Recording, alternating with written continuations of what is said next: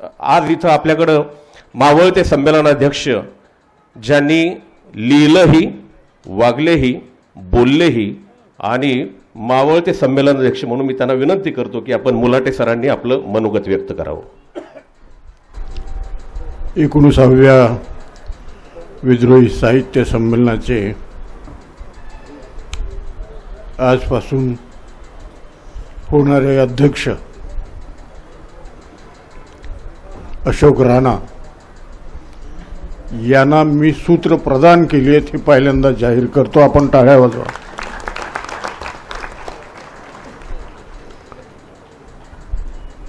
या संमेलनाचं ज्यांनी उद्घाटन केलं,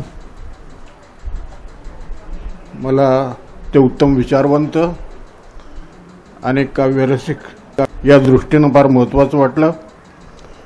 ते कंवल भारती. दुसरे प्रमुख पाहुणे नूरुल हसनैन, ज्यांना आपल्याला अजून ऐकायचं आहे. हे संमेलन उभं करण्यामध्ये अनेकांच्या हात आहेत, ज्यामध्ये प्रमुख नाव आपण प्रतिमा परदेशी, किशोर धमाले, आमचे इंजिनियर चकोर, त्यांचे सर्व सहकारी, या सगळ्यांचं मी कौतुक करतो. इथे या विचारमंचावर माझे काही पूर्वाध्यक्ष इथे आहेत.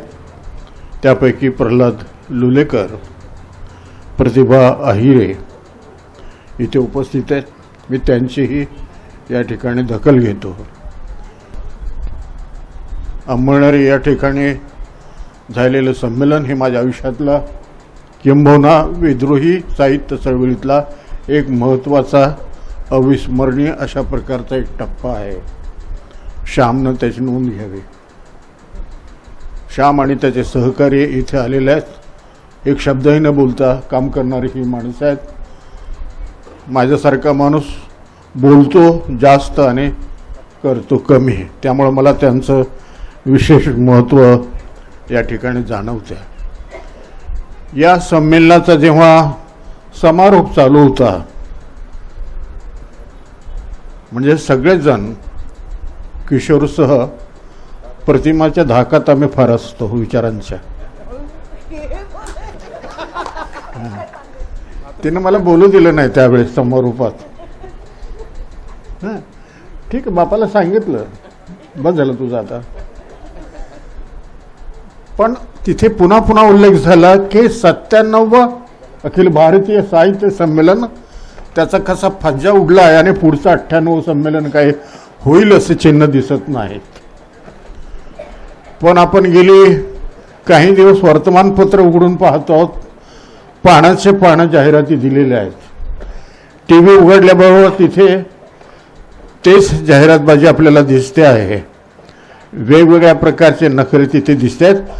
साहित्यिकांची नावं, साहित्यिकांचे चेहरे सोडून बाकी सगळे दाढीवाल्यांसह चेहरे आपल्याला तिथे दिसतात. याचं नाव अखिल भारतीय साहित्य संमेलन. पुढचं संमेलन होणार नाही असं मला का वाटलं? कारण त्या ठिकाणी ज्या घटना घडलेल्या होत्या, त्या घटनांमधून मला असं वाटलं की आपण पूर्ण वस्त्रहरण त्यांचं केलेलं आहे. मी वस्त्रहरण फार ग्राम्य असा शब्द वापरलेला आहे. खरं म्हणजे त्यांना आम्ही नग्न केलं, त्यांना खरं म्हणजे आम्ही नागडं केलं, त्यांना खरं म्हणजे आम्ही नागवं केलं, आणि तुमच्या माझ्या भाषेत सांगायचं तर आम्ही त्यांना भोंगळं केलं. आणि हे भोंगळे झालेले माणसं आता ते दिल्लीत जाऊन दिवे लावत आहेत. का डाव असं? एकीकडे फुल्यांच्या विचारांना घेऊन, बाबासाहेबांच्या विचारांना घेऊन, शाहू महाराजांच्या विचाराला घेऊन, शिवाजी महाराजांच्या विचारांना घेऊन इतिहास वगाडीत काही एक विचार मांडणारे आम्ही आहोत फाटके, ज्याचा उल्लेख इथे केला. 1 रुपया आणि पसाभर धान्य वगैरे वगैरे सगळं. हे काही केंद्रीय कार्यकारिणीनं 2 कोटी दिलेत आणि फडणवीसांनी त्याच्या सहकार्याने किती देत हे मला माहीत नाही, पण त्यांचं दिलेलं नक्कीच आहे. तेव्हा अख्खा राज्यकारभार या देशाचा पणाला त्यांना लावावा लागतोय आणि एका बाजूला ही फाटकी माणसं आज भव्य संमेलन उभे करतायत, याचा आपल्याला गर्व वाटला पाहिजे. याचा आपल्याला गर्व वाटला पाहिजे की एकीकडे पैसा आहे आणि दुसऱ्या बाजूला विचार आहे, कृती करणारे माणसं आहेत. मी म्हणालो होतो की ज्याच्या अंगावर कपडे असतात त्याला इज्जतीची पर्वा असते. अरे आम्ही नागवे माणसं आहोत, आमच्या कशाला नादी लागता तुम्ही? केलं ना भोंगळा मी तुम्हाला, तरी दाखवीत फिरता तुम्ही. आणि त्या मोठमोठ्या जाहिरातींमधून, त्या जाहिराती जर बघितल्या तर पानभर जाहिराती दिल्यात. वरच्या बाजूला फडणवीस आहेत, एकनाथरावजी शिंदे आहेत आणि प्रथम त्यांचे कोणी, आणि दुसऱ्या बाजूला आपले देशाचे नेते, मन की बात सांगणारे आणि त्यांचे चोर सहकारी सर्व दिसत आहेत तिथे. यांचा आणि साहित्य संमेलनाचा काय संबंध आहे? ताराबाई भोवाळ ह्या मराठीमधल्या फार मोठ्या संशोधक आहेत, अत्यंत विचारवंत आहेत. त्यांनी केलेली निवड चुकून ती योग्य झालेली होती, परंतु त्यांना शेवटी म्हणावं लागलं की मला नाही बोलू दिलं. कशाला संमेलन घेतात? तुमचे पार्श्वभाव दाखवत नाचा ना तुम्ही, ते पुढे झालं संमेलन तुमचं. ही ज्यासाठी संमेलन होत आहे, कशासाठी साहित्य संमेलन? ते काही भाजपचं अधिवेशन आहे का? हा, इकडचे तिकडचे बाडगे आणले आणि तिथे बसवलेले आहेत. त्या मंडपामध्ये जाऊन बघा किती साहित्यिक आहेत. या ठिकाणी बसलेली माणसं सुद्धा सगळे साहित्यिकच आहेत नव्हे, तर आमचे विचार घडवीत जीवन जगणारे, जागते बोलते चेहऱ्याचे पुस्तक असलेले समाज आहे. हा फरक आहे त्यांच्यामध्ये आणि आमच्यामध्ये. हे आपण लक्षात घेतलं पाहिजे, हे घडलं पाहिजे. तेव्हा या पार्श्वभूमीवर हे 19वं साहित्य संमेलन होत आहे. जेव्हा माझ्या नंतरच्या, म्हणजे मी 18व्या संमेलनाचा अध्यक्ष होतो आणि ते भाषण मी सुरू करण्यापूर्वी माझ्या जे पूर्वाध्यक्ष होऊन गेले 17, त्या सगळ्यांचं स्मरण मी केलेलं होतं की माणसं किती मोठी आहेत. आणि त्या सगळ्यांच्या मध्ये मी एक छोटा असलेला माणूस आहे की जो 18व्या संमेलनासाठी अध्यक्ष म्हणून निवडला गेलेला आहे. आणि मग मला असं वाटलं की आता माझ्यानंतरचा येणारा जो कोणी असेल तो माझ्यापेक्षा अधिक तेजस्वी असला पाहिजे. मावळता सूर्य हा पिवळसर, लालसर आणि मलूलसा असतो. पण तो पिवळसर, लालसर, मलूल का असतो? कारण आकाशामध्ये निर्माण होणाऱ्या अंधाराच्या ज्या आभा असतात त्याला काही सूचित असतात की हा तांबडा दिसणारा प्रकाश केव्हा तरी अंधारामध्ये परावर्तित होणार आहे. आणि थोडं दिसायला लागलेला तो अंधार असतो की केव्हा तरी मिट्ट रात्र होणार आहे. ह्या मिट्ट रात्रीमध्ये उषा काल घडवणारा असा अध्यक्ष मला गरज होता. त्याचं नाव मी निवडलं, अशोक राणा. आता आपण असं म्हणतो की नावात काय म्हणजे किशोर आणि प्रतिमाने माझी निवड बरोबर केली होती. एक लक्षात ठेवा, बुद्धिवंतांच्यामुळे समाज जागा होत नाही, तो विचारवंतांमुळे होतो आणि त्याला तो नीट करताच येत नाही. आमच्या संस्कृतीचं काही जतन आम्ही केलं पाहिजे. आमच्या संस्कृतीचा मला अभिमान आहे. मी त्याच्यावर बोलणार आहे. थोडं मी वेळ घेतला तर चालेल. प्रतिमात मी थोडं की भल्या पहाटे तो वासुदेव येत असे आणि हा वासुदेव घोषणा देत नसे, तो धमक्या देत नसे, तुम्ही असं नाही केलं तर काय. अखिल भारतीय साहित्य संमेलनात काय बोलावं हे कोणीतरी प्रमुख ठरवतं आणि आमचे लेखक बोलतात, याच्या इतकी लाजिरवाणी गोष्ट नाही आहे. ते म्हणतात की 1200 लोकांची आम्ही रेल्वे ठरवलेली आहे आणि तुम्हाला मी घेऊन जाऊ, त्या डब्यामध्ये तुम्ही कवी संमेलन करा. मित्रांनो, प्रतिभा अशी आहे, आता तू लिहायला लाग. मग मी म्हणतो ही प्रतिभा नसते, ती भाटगिरी असते. मी म्हणालो की आमची संस्कृती जी चांगली असेल त्या संस्कृतीचा मी उल्लेख केला पाहिजे. हे जे कोणी सनातनी आहेत त्या पुराण गप्पांचा ते सतत पसरवत असतात, मला माहीत नाही. कारण आमची इतिहासाची पुस्तक, वाङ्मयाच्या इतिहासाची पुस्तकं म्हणतोय, हे लिहिणारे महाभाग सुद्धा तथाकथित अभिजन होते. त्याच्यावर पण मी बोलणार आहे की ह्या अभिजनांनी एक ग्रंथ विसरले आहेत आणि दुसरी नावं सांगितली, ते पण मी आता बोलणार आहे इथे. की अरे महानुभाव पंथ हा जेव्हा आला तेव्हा मराठीमधली पहिली कविता लिहिल्या गेली. त्या कवयित्रीचं नाव होतं महदंबा. लग्नाच्या निमित्तानं आपल्या भावासाठी गाणी गाणारी, कृष्णाला तिनं भाऊ मानलं होतं आणि म्हणून गाणी गाणारी ती महदंबेचे धवळे या नावाने ती प्रसिद्ध आहे. लोक श्रद्धाळू होते आणि अभिनव अशा प्रकारची पहाट येऊ घातलेली होती आणि ती पहाट आणणारा तो जो सूर्य होता, तो जो पुरुष होता, त्याचं नाव होतं चक्रधर. आणि हे चक्रधरांचं कार्य जेव्हा संपलं, त्यांचं निर्माण झालं, भक्तांना खूप दुःख झालं ते गेल्यानंतर. आणि लीळाचरित्र नावाचा ग्रंथ त्याने लिहिला. लीळाचरित्र हा मराठीतला पहिला ग्रंथ आहे. पण मग तो अभिजनाचा आहे का, हा खरा मुद्दा आहे ना. आमची सहिष्णुता संपत चाललेली आहे. मशिदीवरचे भोंगे बंद करा हे आम्ही करतो आहोत, पण ते काय म्हणतात हे जाणून घेण्याचे आमचे अभिजन यांनी कधी प्रयत्न केला नाही.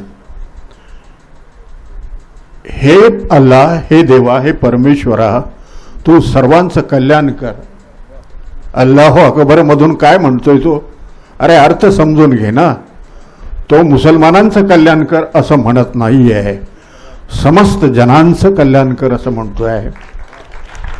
हा, दुर्दैवानं तुमच्या जातीत जन्मलेला ब्राह्मण ज्ञानेश्वर आणि नंतर आमच्यामध्ये त्याला यावं लागलेलं ज्ञानेश्वर, त्यांनी पसायदानामध्ये यापेक्षा वेगळं सांगितलेलं नाही, हे लक्षात ठेवा तुम्ही.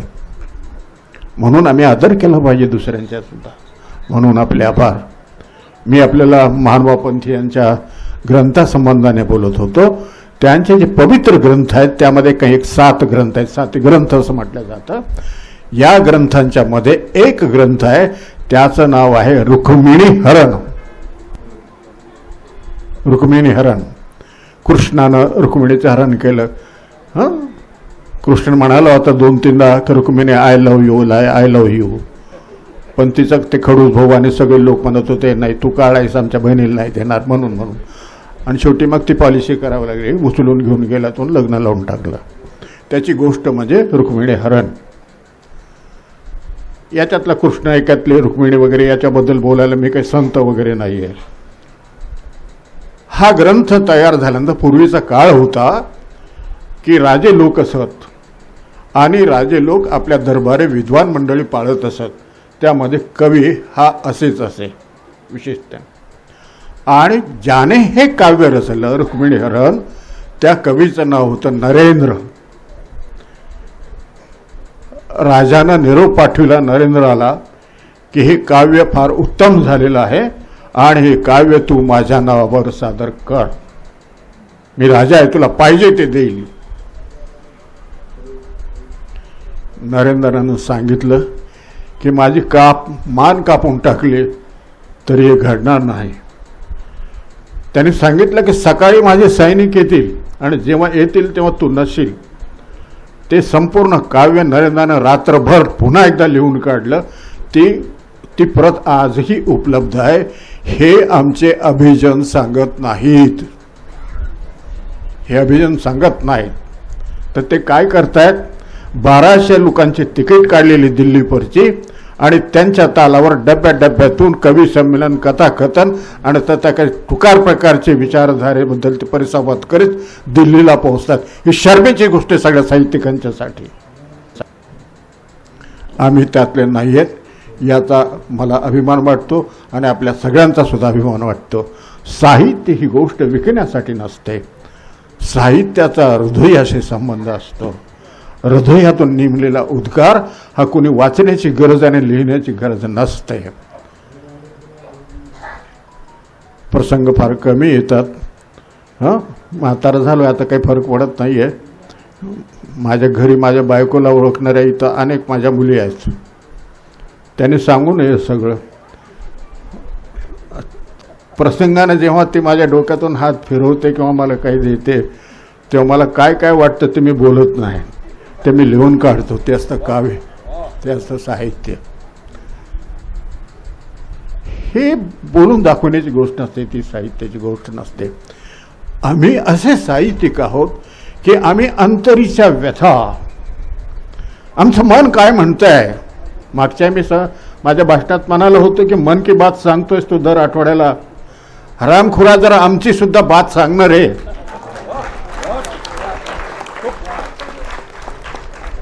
पण ती सांगितली जात नाहीये.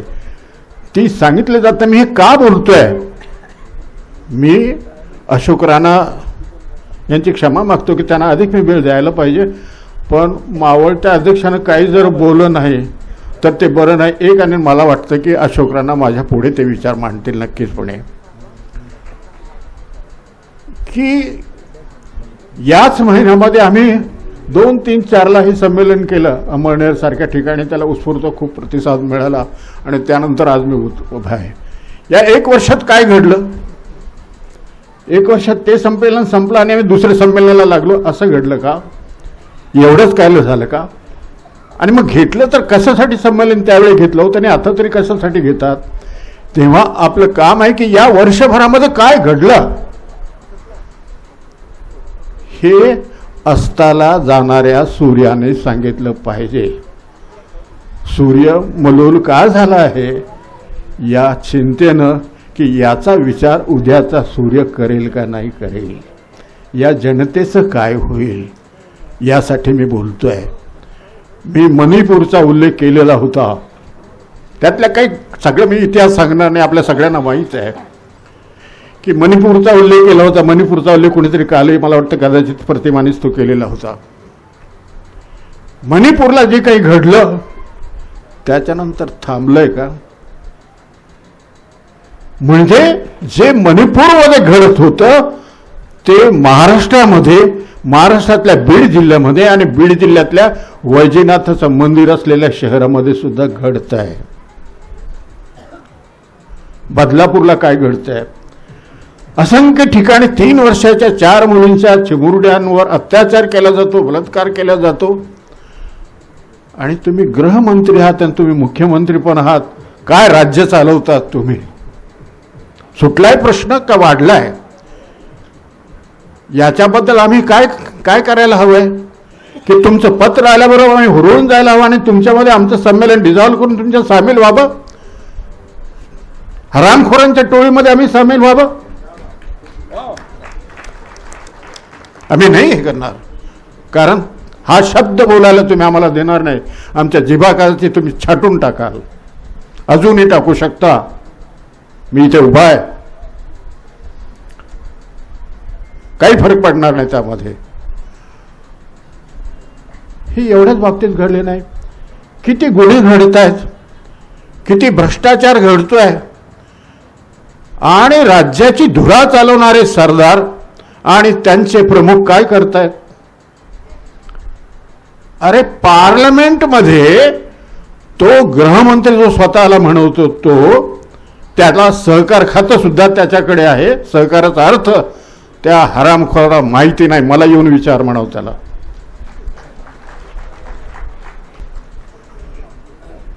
की हा आमच्या माणसं असं म्हणतो की अरे तू आंबेडकर आंबेडकर आंबेडकर आंबेडकर काय म्हणाला. ही संसदेत घडलेली गोष्ट आहे. तुम्ही सगळ्यांनी बघितलेली आहे. आणि त्या संसदेमध्ये जे प्रतिनिधी आम्ही निवडून दिलेले आहेत ते कुठल्याही पक्षाचे असतील, एक माईचा पूत उठत नाही आणि त्याला अडवत नाही की हे तू चूक बोलतोस, काय बोलतोयस तू. आंबेडकरांऐवजी रामराम नाव घेतलं असतं तुला स्वर्ग मिळाला असता. हा, आंबेडकरांच्या ऐवजी तू रामराम म्हणाला असतास तुला स्वर्ग मिळाला असता. हा 21व्या शतकामध्ये देशाचा प्रमुख आणि देशाचा गृहमंत्री आम्हाला सांगतोय. आम्ही 19वं साहित्य संमेलन पुरतं घ्यायला नकोय? आम्ही चूक केली आहे का? बोलू नये आम्ही? हे कुणी अधिकार दिला तुम्हाला? कुठे तुमचा राम? अरे माणसाच्या हृदयातला राम तुम्हाला ओळखता येत नाही. कुठल्या रामाच्या गोष्टी तुम्ही करतात? इथे राम भाकरी विना मरतोय. हा, आणि त्या चिमुकल्या काय काय म्हणत म्हणत असेल लक्षात आपण घ्या. स्त्रियांचा प्रश्न आहे, अत्याचाराचा प्रश्न आहे, भ्रष्टाचाराचा आहे, आणि आज तरुण दिशाहीन झालेले आहे. खूप गदारा उठला की ईव्हीएम हे याच्यातून फार अपार झाला, अशाही बातम्या की अनेक प्रकारचे पैसे वाटण्यात आले, आणि हे सगळ्यामध्ये अनेक लोक होते. तुम्ही आम्हाला मजुरी देत नसाल, आम्ही का मागतो रे तुम्हाला? बाकी नाही आहे, हरामाचं देऊ नका मला तुम्ही. म्हणजे या तरुणांना तुम्ही काम देत नाहीये, आणि जेव्हा माणसाच्या दिशा बंद होतात तेव्हा त्याला जगण्यासाठी तो वाटेल ते करू शकतो. माझा तरुण दिशाहीन झालाय, माझा तरुण बघा आत्ता जे चालू आहे सारखं सत्र वर्तमानपत्रामध्ये, त्यातले सगळे तरुण आहेत, सगळे तरुण आहेत, 21 वर्षाचे 22 वर्षाचे. म्हणजे ज्या देशामध्ये स्त्री ही महालक्ष्मी आहे, आणि या महालक्ष्मीमध्ये हे देशाचे सरदार काय करतायत त्याचे कारनामे गेले 3 महिने आम्ही सारखं वाचतो. त्याच्या आधी तिकडचा यवतमाळमधला एक मंत्री असाच ठेवून दिलेला आहे, त्याला तुम्ही नाही काढू शकलात. म्हणजे जो बलात्कार करतो, ढकलून देतो बलात्कार करून, आणि सगळं सिद्ध झालेलं आहे, आणि पुन्हा त्याला मंत्रिपदी बरोबर काय कल्याण करणार तो आमचं? जो माणूस भ्रष्टाचाराचा, आणि केव्हा तरी कोणी ती बाई तिच्यावर अत्याचार केल्याचा, आणि ती सारखी ती बोंबलते आहे, ती ओरडते सारखी आहे, आणि तुम्ही लक्ष देत नाही. कुठल्या कृषी खात्याचं तुम्ही काम करणार आहात? त्याचाही आता निघालेलं आहे. त्या मालोजीरावाच्या नावानं जो 4 दिवसापूर्वी फारच छान बोलत होता. चोरांची टोळी करून तुम्ही आमच्या उरात बसवताय तुमचं मंत्रिमंडळ. तुम्ही चोर महाचोर असू द्यात, परंतु तुम्ही आमच्यावर राज्य करतात ही आमची वाईट गोष्ट आहे ना. आम्ही दाद मागायला जायचं कुठे? याच्याबद्दल तुम्ही आम्हाला बोलू देणार आहात दिल्लीला?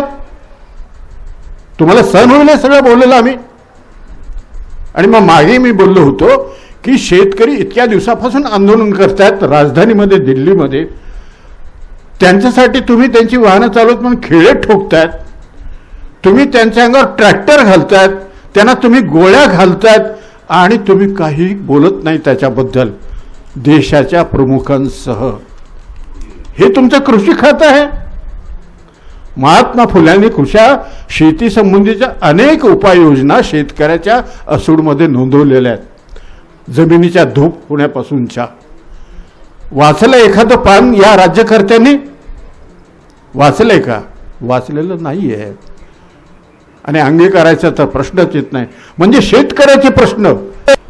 अरे महाराष्ट्र हा शेतकऱ्याचा राज्य आहे. निदान आपण महाराष्ट्र, एकूण देशच हा कृषीप्रधान देश आहे आपला, पण त्यात ही महाराष्ट्रामध्ये मला सांगा जे सगळे राज्यकर्ते, मी ते जातीवर बोलणार नाही, कोणत्या जातीचा कोणता मंत्री आहेत हे माझं काम नाही आहे, परंतु मॅक्झिमम प्रमाणात जास्तीत जास्त प्रमाणात जे राज्यकर्ते आहेत ते सगळे शेतकऱ्याचे भूमिपुत्र आहेत, शेतकऱ्याचे पुत्र आहेत, आणि आपल्या बापाचे प्रश्न सोडत नाहीत. तुम्ही काय शेती सुधारणार, जनतेला काय सुख देणार तुम्ही? आणि हे सगळं आम्ही उघड्या डोळ्यानं बघायचं, आणि मग ILDOवरच्या आमच्या कविता आम्ही लिहायच्या आणि त्या तुम्हाला वाचून दाखवायच्या, नाहीतर तुमच्या आरत्या करायच्या आणि त्या आम्ही वाचून दाखवायच्या. ही अपेक्षा तुमची साहित्याविषयी. आणि मग ती खैरात सुरू होते पुरस्काराची. आमचा कवी सुद्धा तेवढाच बहादर असतो. 30-40 कविता झाले की तो म्हणतो मुलाटे सरदारसी माझे हे कविता आत्तापासून द्याल, याचं एक पुस्तक काढा ना. त्याला पुस्तक काढायची घाई झालेली असते. पुस्तक काढलं की पुरस्काराची घाई झालेली असते.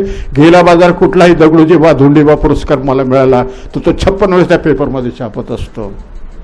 मित्र हो, चांगल्या कामासाठी अशा पुरस्काराची अजिबात गरज नसते.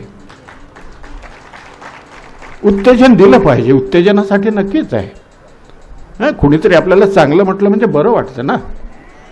म्हणजे माझी बायको राबून राबून राबून एखादी चांगली भाजी करते आणि मी काही नाही, मी आपला जेवतो आणि निघून जातो. आणि मग काल कोणत्या हॉटेलमध्ये माझ्या मित्राने जीव घातला त्याच्यावर चर्चा करायला लागतो. मी आमच्या देशप्रमुखाच्या जातीतला आहे का नाही सांगा. अरे तिला म्हण ना की कालचं काहीच नव्हतं, तू केवढं हे केलेलं आहे. हे म्हटल्याचे घ्याई पुरस्काराची यासाठी आवश्यकता असते. ते जरूर तुम्ही मिळवा. मी हे माझ्या लेखकांच्यासाठी बोलतोय की ज्यांच्यामुळे तुमचा विश्वास आहे की लेखक जीवन मांडत असतात. लेखकाचं ते काम आहे. जीवनाला वगळून कुठलीही साहित्याची ओळ लिहिल्या जात नसते, हे लक्षात ठेवा. आणि मागे बोललो मी की साहित्यिक हा जीवनाला आकार देणारा शिल्पकार असतो. कोणते शिल्पकार निर्माण करणार आहात तुम्ही? आम्ही त्याचे पाईक आहोत, आम्हाला नसेल ना नाव.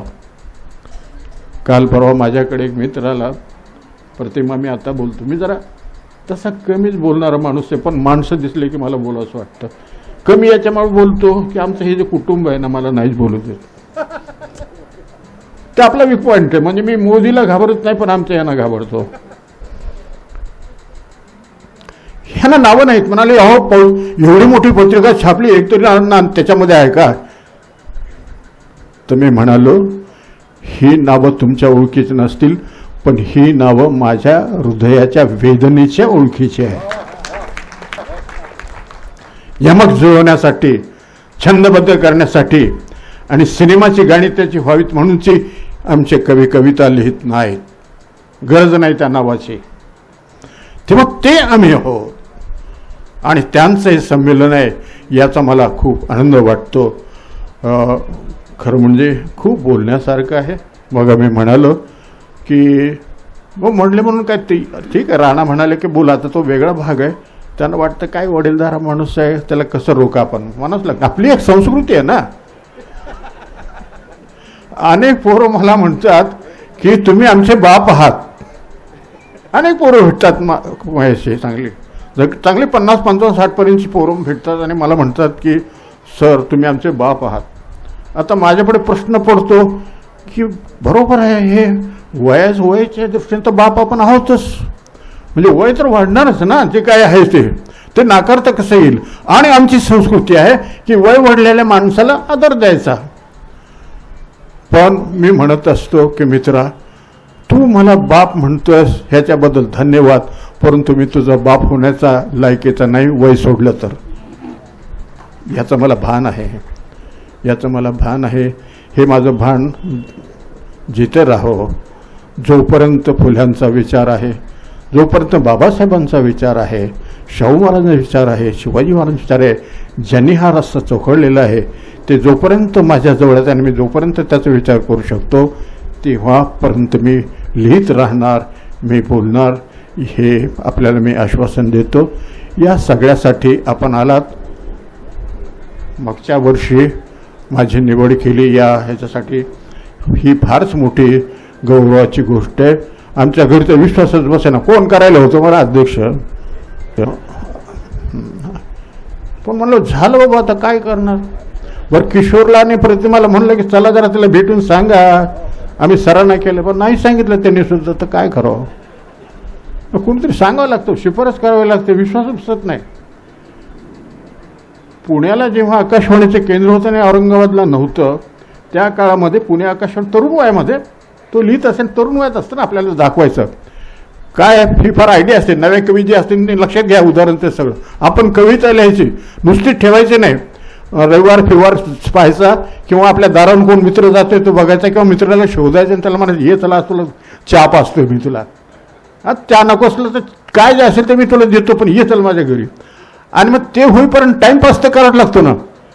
हे बघ काय आहे, आता हे माझं इथं छापून आलं, बघ कशी कविता आली, अशी पण आयडिया करावं लागते ना.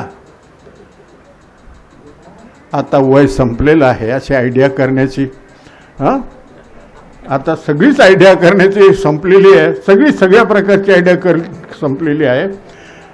पण मी आपल्याला असं सांगेल, आपल्याला निश्चितपणे अत्यंत विनम्रतेने आपल्याला सांगेल, माझी क्षमता, माझी मर्यादा, ह्या सगळ्याचं मला पूर्ण भान आहे. हे भान राहो एवढंच मला वाटतं. आपल्या सर्वांचे आशीर्वाद, आपल्या सर्वांच्या सदिच्छा ह्या निश्चितपणे माझ्यामध्ये जागा राहतील. जय भीम. मुलाटे सरांच्या भाषणामध्ये दोनदा चारदा त्यांच्या घरच्यांचा उल्लेख आला.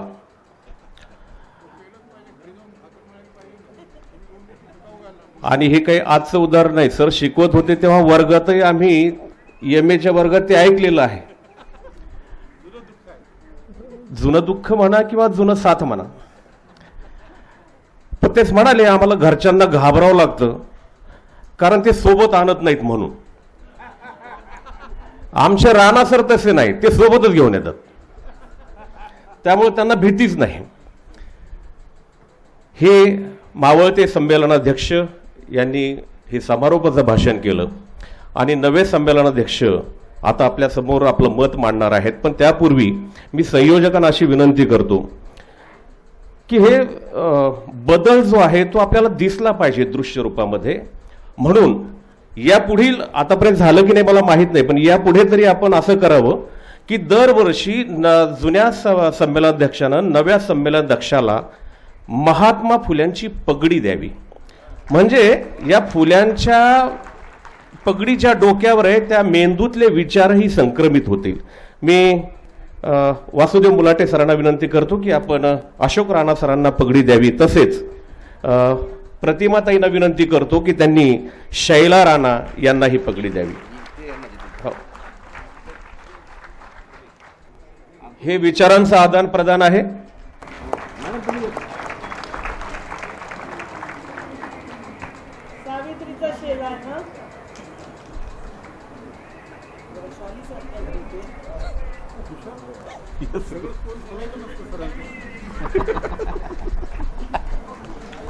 धन्यवाद धन्यवाद.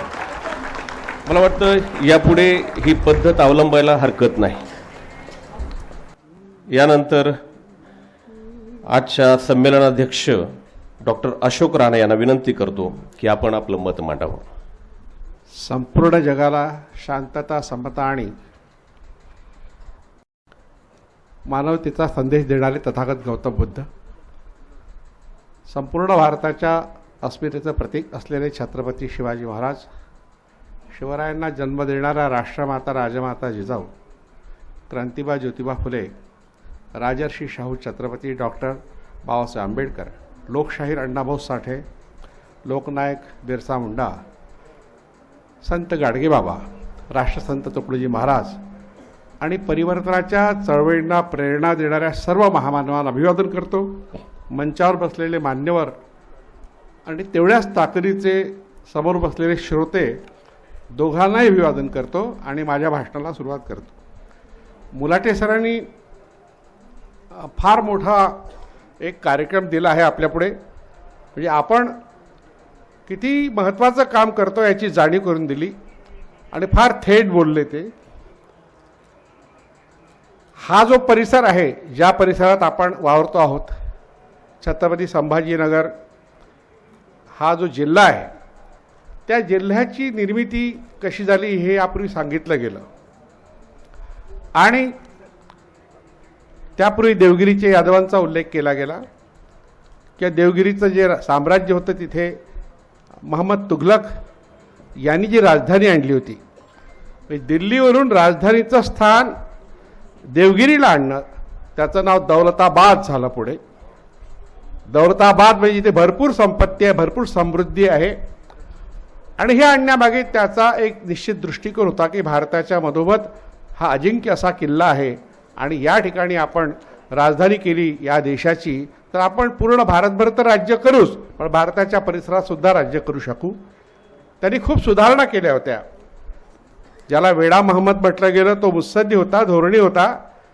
त्यांनी जे चलन आणलं होतं त्या काळात आणि सामाजिक क्षेत्रात काही सुधारणा केल्या, आर्थिक क्षेत्रात केल्या, राजकीय क्षेत्रात केल्या, अशा सुधारणावादी एका महान शासकाला आपण वेडा म्हणतो. म्हणजे आपण कोण, जर तो वेडा असेल तर आपण दीड शहाणेच असू ना.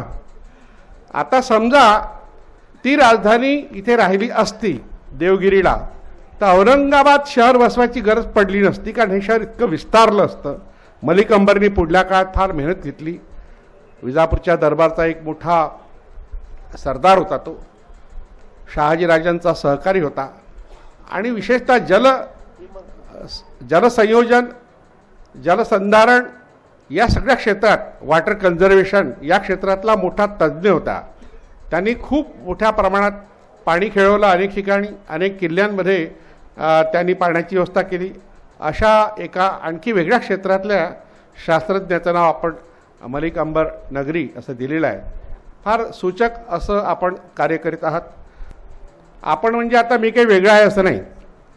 मी सगळी नावं घेतली नाहीत, सगळी नावं तुम्हाला माहिती आहे म्हणून घेतली नाहीत, पण एक आपला वारसा सांगण्याचा प्रयत्न या अध्यक्ष भाषणातून केला आहे.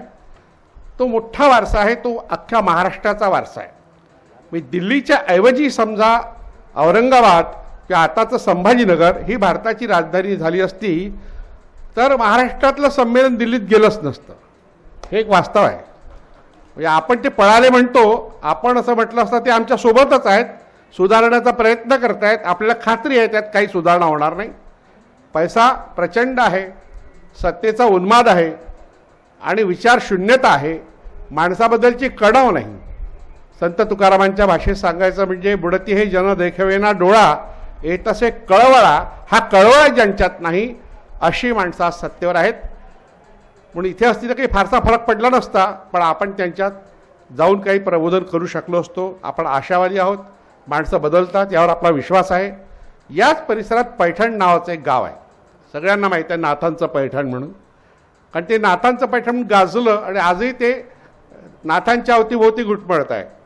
पण त्याच नाथांना त्याच पैठणमध्ये इथल्या सनातनी ब्राह्मणांनी बहिष्कृत केलं होतं, याची आठवण आपण ठेवली पाहिजे.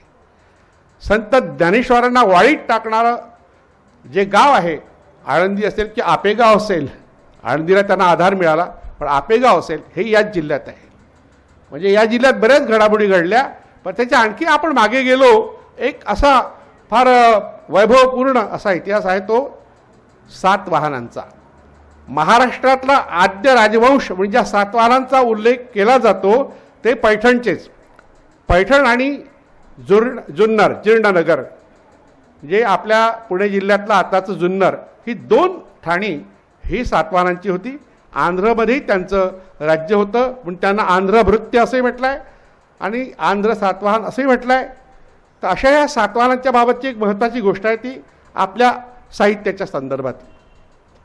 कारण मराठीतलं सर्वात जुनं साहित्य लिहिलं गेलं 2000 वर्षापूर्वीचं ते सातवाहनांनी लिहिलं.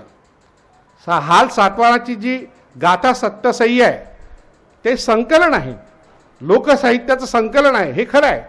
पण आज जे अभिजात भाषेचा दर्जा मराठीला मिळाला त्याच्या मुळाशी महाराष्ट्रीय प्राकृतातलं हे काव्य आहे. आता ह्या आंध्र सातवाहनांची परिस्थिती कशी बिकट झाली, म्हणजे आजचे साहित्यिक जे आहे ते शरण का जातात त्याची कारणं, त्याचं मूळ आपल्याला सातवाहनांच्या इतिहासात सापडतं. त्याच्या पत्री गुणाढ्य नावाचा एक कवी होता, तो प्रधान होता, अमात्य होता आणि त्याला संस्कृतचा खूप अभिमान होता. सातवाहनांना संस्कृत येत नाही किंवा येणार नाही, त्याला शिकायला आणखी काहीतरी वर्ष लागतील असं त्यांनी घोषित केलं. एक प्रधान आपल्या राजाबद्दल असं बोलतोय, पण सातवाहनांना संस्कृत शिकवणारा एक दुसरा पंडित मिळाला आणि मग ते संस्कृत शिकले म्हणून गुणाढ्य हरला अशी कथा सांगितली जाते. ही कथा खरी खोटी माहीत नाही. सातवाहन कोण होते याबद्दल इतिहासकारांनी खूप खल केला आहे, फार विचित्र हाल केले हाल सातवाहनाचे. त्याच्या नावात हाल आहे पण त्याचे हाल केले इतिहासकारांनी. तर तो संस्कृत शिकल्यामुळे ज्याला वाईट वाटलं असा गुणाढ्याने पुढे घोषणा केली, प्रतिज्ञा केली की यापुढे मी संस्कृतमध्ये बोलणार नाही, संस्कृतमध्ये लिहिणार नाही. आणि मग त्यांनी पैशाची भाषेत ग्रंथ लिहिला बृहत कथा. आता ही कथा किती खरी आहे किती खोटी हा भाग जाऊ द्या, पण माझं असं मत आहे की संस्कृतचा जो अभ्यासक आहे तो पैशाची एक ग्रंथ लिहितो, याचा अर्थ तो पैशाची भाषेचाही मोठा ग्रंथ असला पाहिजे. आता मी 2दा-3दा पैशाची शब्द वापरला. तुम्ही म्हणाल हे कोणती भाषा आहे पैशाची? आपल्याला एकच पैशाची भाषा माहीत आहे, नो मनी तर पुसेना कोणी, पैसेच नाही. मग या भाषेला भूत भाषा सुद्धा म्हटलेलं आहे. या भाषेला पिशाच्य भाषाही म्हटलं आहे. गुणाढ्य काही भूत नव्हता, पिशाच्य नव्हता, मग हिला पैशाची का म्हटलं आहे? फार साधे अर्थ आहे, म्हणजे खरं म्हटलं म्हणजे कठीण नाही. आता मी मराठीचा मास्तर असल्यामुळे थोडं शिकवण्याचा प्रयत्न करेल, आणि थोडंसं उंच मला आसन दिल्यामुळे मला असं समज झालं आहे की हे तुमच्या डोक्यावरून जाऊ शकतं, पण ते डोक्याच्या आत शिरेल असा मी प्रयत्न करेल. भाषेचा शिक्षक प्रामुख्याने मी होतो, आणि त्यात भाषेच्या व्याकरणाचा विरोध मी केला. 12 वर्ष मी MA फायनलला भाषाशास्त्र भाषा विज्ञान विषय शिकवला. हे व्याकरण चुकीचं आहे, भाषा विज्ञानात सुद्धा चुकीच्या गोष्टी आहेत, हे मी सातत्याने सांगत राहिलो. म्हणून गावात जे संघवाले होते त्यांनी माझ्याविरुद्ध वातावरण तयार केलं, आणि माझ्याकडून आमच्या विभाग प्रमुखांनी भाषा विज्ञान विषय काढून घेतला, हा चुकीचं शिकवतो म्हणून. पुढल्या काळात 10 वर्ष मी पुन्हा अमरावतीला 10 वर्ष पुन्हा पदवी स्तरावर भाषा विज्ञान हा विषय शिकवला. म्हणजे माझं नातं भाषा विज्ञानाशी थोडं जवळचं आहे, आणि ते आपल्याही जवळचं आहे, तुम्हालाही ते आवडेल असं मला वाटतं. आता मी सांगितलं ती भूत भाषा आहे. मग भूत म्हणजे काय? तुम्हाला भूत माहीत आहे? भूत म्हणजे माहीत आहे. काय माहीत आहे तुम्हाला? जे माहीत आहे ते चुकीचं आहे असं माझं मत आहे. तुम्ही तर काही सांगितलंच नाही मला, मी तुम्हाला विचारलं नाही आणि तुम्ही काही सांगितलं नाही, तरी तुम्ही चुकीचं सांगतात. असं सांगणं हा म्हणजे उद्धटपणाच आहे. पण हा उद्धटपणा मी करणार आहे यासाठी की भूत शब्दाचा अर्थ आपल्या मनात चुकीचा सांगितला गेला आहे. मृत्यूनंतरचं जे जीवन आहे त्यातल्या त्यात ज्यांच्या इच्छा अतृप्त आहे, अपूर्ण आहे, त्याचं भूत असतं असं तुम्ही मला सांगाल, हे मला माहीत आहे, पण मला ते ऐकायचंच नाही आहे, ते चुकीचं आहे. भूत शब्दाचा अर्थ होतो जिवंत माणूस किंवा मृत माणूस, दोनच अर्थ आहे त्याचे. ज्ञानेश्वर महाराजांनी म्हटलं आहे, ज्ञानेश्वर महाराजांचं फार चांगलं वचन आहे, ओवी आहे, जे जे भेटे भूत ते ते मानिजे भगवंत, हा भक्तियोग निश्चित जाणं माझा. जे जे भेटे भूत त्यांना भगवंत मानावं, आणि हा भक्तियोगाचं सार आहे असं ज्ञानेश्वरीमध्ये ज्ञानेश्वर महाराज म्हणतात. आणि तुकाराम महाराज आणखी पुढे जातात, दया तिचे नावं भूतांचे पालन आणिक निर्दालन कंटकांचे. आता या ठिकाणी भूत कोणता आलाय? तो तुमच्या मनातला भूत नाही आहे, तो प्राणी मात्र आहे. ज्यांच्या जीव आहे, ज्यांच्या संवेदन आहे, ज्यांना निर्णय घेण्याचा अधिकार आहे, अशा सर्वांचा सन्मान करण्याची गोष्ट तुकाराम महाराज बोलतात. आणि त्यांच्याबद्दलची जाणीव संवेदना कळव असण्याची भाषा ज्ञानेश्वर महाराज बोलतात. ते भूत कोण आहेत? तुम्ही आहात, मी आहे, सर्वच प्राणी मात्र ज्यांच्यात प्राण आहे ते सगळेच भूत आहेत. मग त्याची भीती बाळगण्याचं कारण काय? तुम्हाला ठीक आहे, हे तर मान्य आहे आपल्याला, भूतकाळ आपल्याला माहिती आहे, पास्ट टेन्स, पण पिशाच्याचं काय करायचं? त्याची तर भीती आपल्या डोक्यात आहेच, पण ते फार सोपं सांगतो, इतकं सोपं आहे ते पिशाच्य. संस्कृतवाल्यांनी फार व्याख्या करून ठेवली आपल्या सोयीसाठी. त्यांनी असं म्हटलं आहे अमरकोशामध्ये, पिशितम मांसम अश्नाती इथे पिशाच्चहा. जाऊ दे, अर्थ नसेल कळला तर सांगून टाकतो. आता मी यासाठी संस्कृतमध्ये सांगितलं की मला थोडंफार संस्कृत येते, हे मला तुम्हाला सांगायचं. हा एक थोडासा दहशतवाद आहे. तो वक्ता करत असतो, ज्या ज्या वक्त्याला हे वाटतं की श्रोत्यांनी ऐकलंच पाहिजे ते संस्कृतची वाक्य फेकत असतात. ती फेकाफेकी मी सुद्धा बरेचदा करत असतो. आता या सोपा याचा अर्थ असा आहे, ज्यांचं मुख्य अन्न मांसाहार आहे, मांस आहे, ज्यांचा आहार मांस आहे ते पिशाच्य होत. पेशितम मांसम अश्नाती इथे पिशाच्य. आता इथे बसलेले किती लोक मांसाहारी आहेत? टक्केवारी काढा. 70 ते 80% जाऊ शकते, 90% जाऊ शकते. 90% लोक पिशाच्य आहेत, मी आणि तुम्ही सुद्धा. आता भीती कोणाची बाळगायची? अशा पिशाच्यांची भाषा पैशाची भाषा.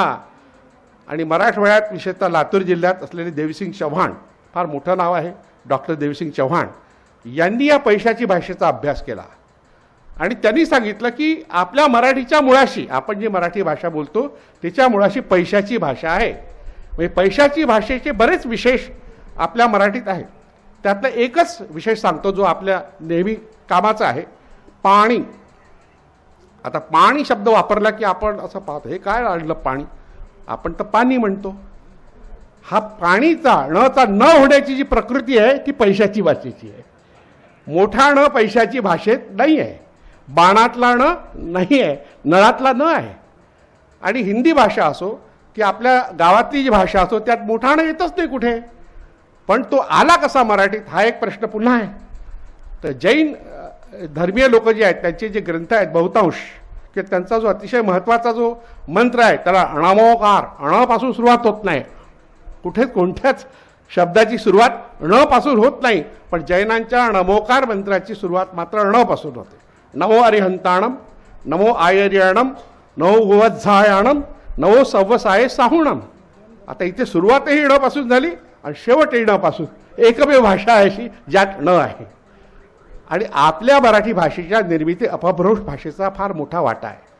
तर जैनांनी जे ग्रंथ लिहिले आणि त्यातल्या त्यात जे जैन लोक ते व्यापाराच्या निमित्तानं आले असतील त्यांनी जे उच्चार केले त्यामुळे ण आपल्या मराठीत आला. आता या णनी काय कहर केलेला आहे की ण उच्चारला नाही, णच्या जे न आला की लोक नावं ठेवतात, आणि पाणीवाला आहे, आणि म्हणून, आणि म्हणून. म्हणजे वक्ते, मोठमोठे वक्ते, PhD झालेले, साहित्य अकादमी पुरस्कार मिळवणारे वक्ते सुद्धा गोंधळतात, लहान न म्हणायचा की मोठा न म्हणायचा. हा गोंधळ कशामुळे झाला आहे? हा नियम आपण केला आहे. कोणी केला आहे? हा पुण्यातल्या सदाशिव पेठातल्या ब्राह्मणांनी केलेला आहे. आणखी एक नियम त्यांनी केलेला आहे. मी हा जो शब्द आहे, मी हे सर्वनामाचं रूप आहे. प्रथम पुरुषी एकवचनी सर्वनामाचं रूप काय? मी आहे.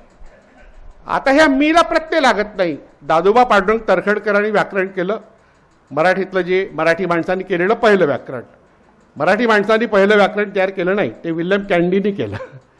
पहिला शब्दकोश मराठीतला मोल्सवर्थचा आहे. मराठी माणसांनी मराठीसाठी काय केलं याचा शोध घेतला तर लक्षात येतं, मराठीचा बट्ट्याबोळ केला मराठी माणसाने. आता ह्या दादोबा पांडुरंग तरखडकरांनी म्हटलं प्रथम पुरुषी एकवचनी सर्वनामाच्या रूपाला प्रत्यय लागत नाही, मी या रूपाला प्रत्यय लागत नाही. आता आपण इथे बसले आहोत किंवा आपल्या अवतीभोवती लोक आहेत, आसपासच्या गावातले लोक आहेत, ते दोन दोन प्रत्यय लावतात.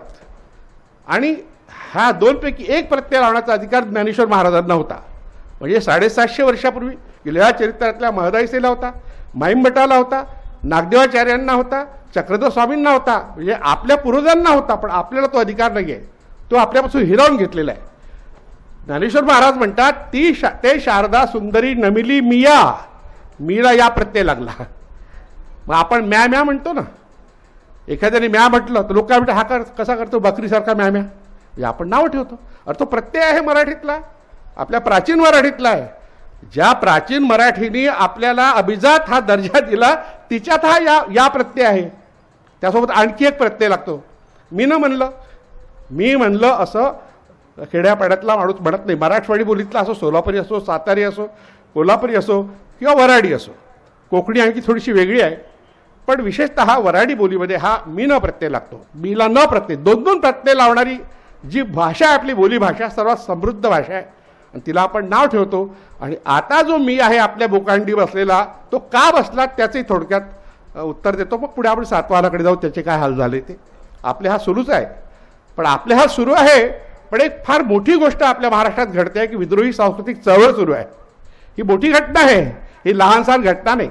लोक किती आले ऐकायला, किती आले बोलायला, किती पैसे मिळाले, मंडप किती मोठा आहे, जेवण कसं मिळेल, हे प्रश्न महत्त्वाचे नाही आहे. लोक आले आहेत, तिथे जाणते लोक आले आहेत. तर जेव्हा इंग्रजांनी शिक्षण खातं तयार केलं, त्याचं कार्यालय मुंबईला होतं. आणि मग पाठ्यपुस्तकं तयार करायची, मराठीतून करायची. तर कशी करायची? तर मुंबईची भाषा संमिश्र आहे. आपण मुंबईची हिंदीसुद्धा बंबईया हिंदी म्हणतो, अमिताभ बच्चन वगैरे बोलतात. तर आपल्याला खरी हिंदी वाटत नाही, काहीतरी गोंधळ वाटतं त्यात. तसाच गोंधळ तिथल्या मराठी भाषेत आहे असं काही लोकांना वाटलं. मला नाही वाटत, कारण मला माहीत आहे भाषेचं काय रूप आहे ते.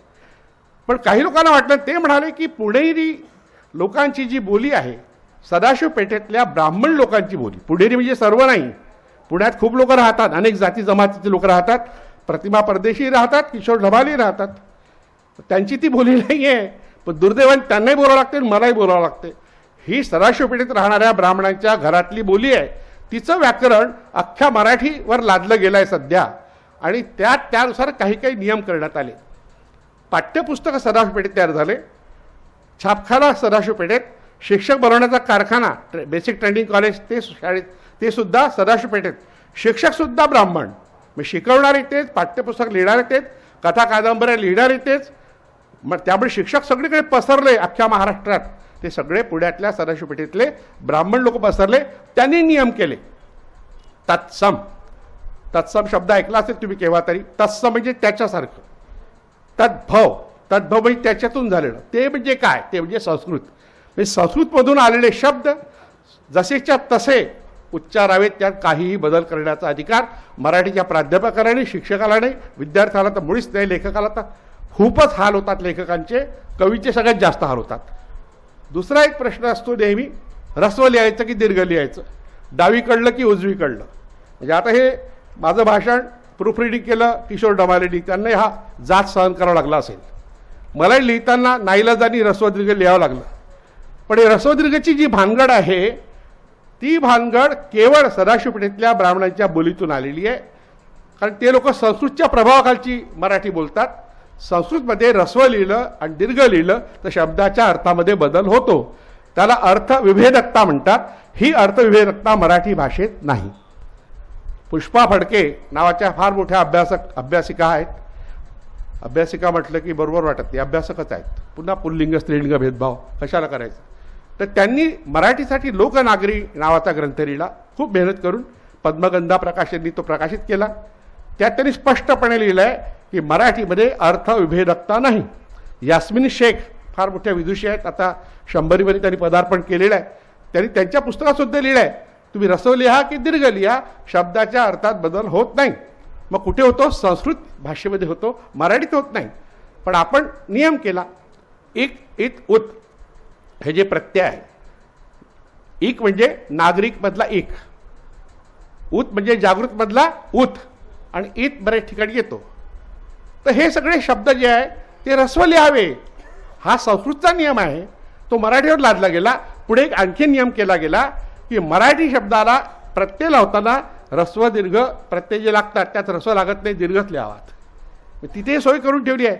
2 प्रकारचे शुद्धलेखनाचे, शुद्धलेखन शब्द चुकीचा आहे, शुद्ध अशुद्ध असं भाषेमध्ये काहीही नसतं. भाषा ही भाषा असते, तिचं काम आहे संवाद साधणं, विचार सांगणं, एकमेकांशी संबंध ठेवणं.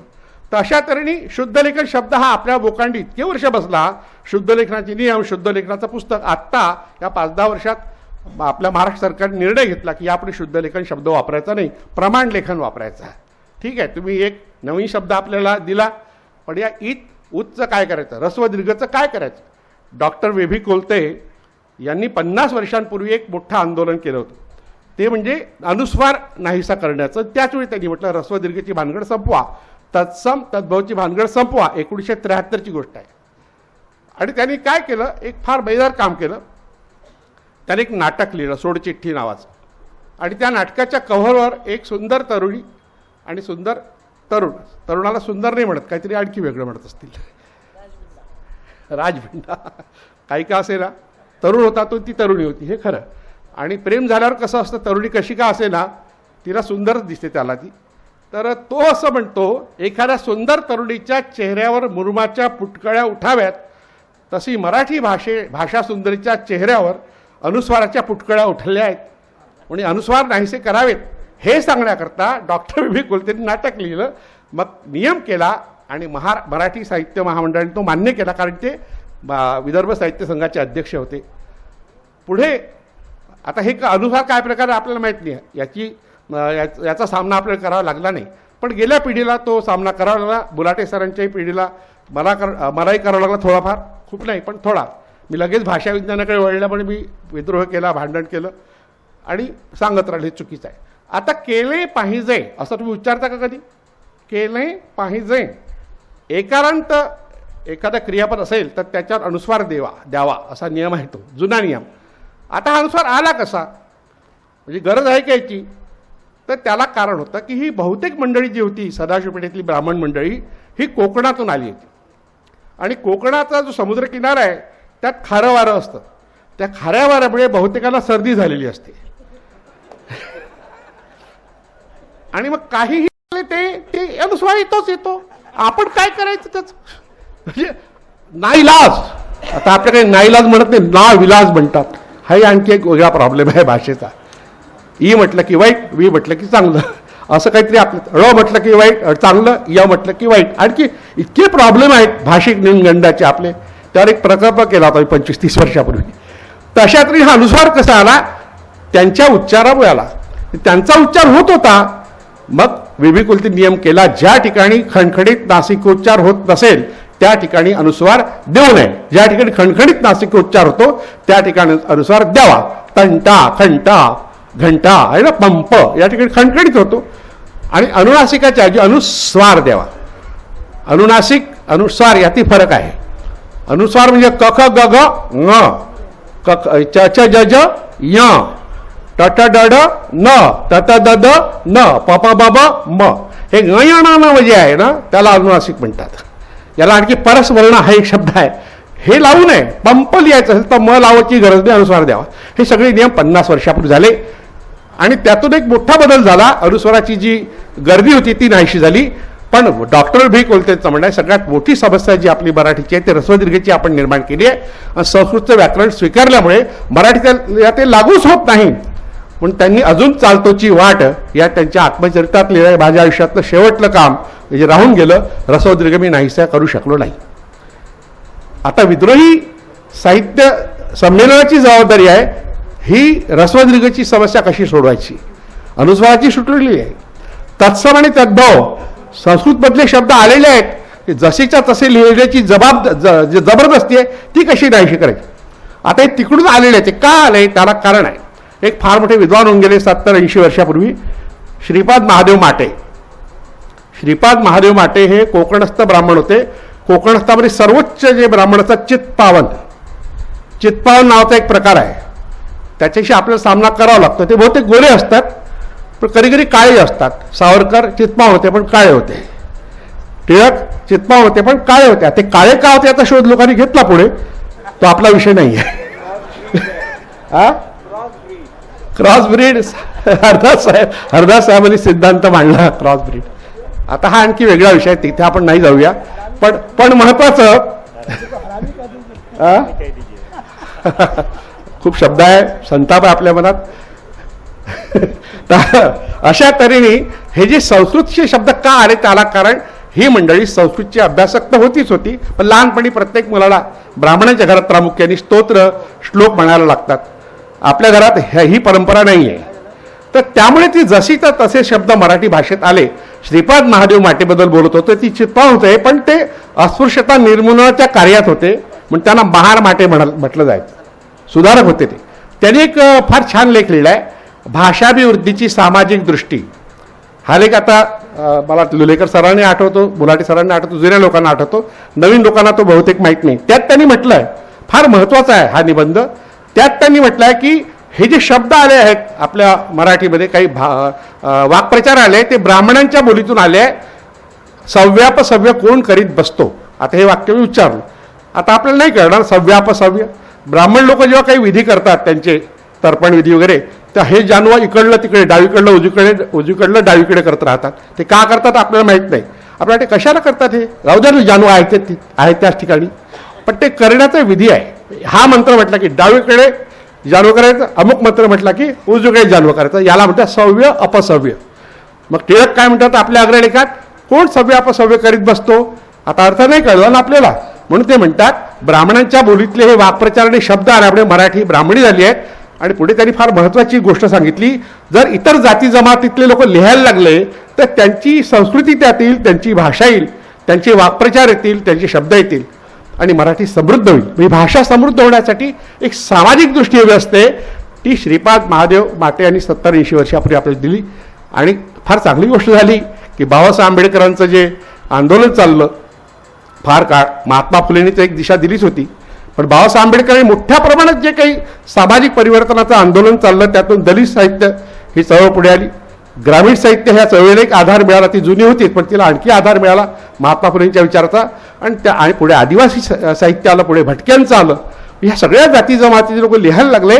मग नवीन एक जीवन आपल्या पुढे आलं, शब्द आले, वाक्प्रचार आले आणि मराठी समृद्ध झाली आपण आता मान्य केलं आहे. पण हे श्रीपाद महादेव माटेक यांनी 70-80 वर्षापूर्वी सांगितलं होतं, याची आठवण असूया. म्हणजे अशा तऱ्हेने भाषेमध्ये शब्द आले तर भाषेचं काही नुकसान होत नाही.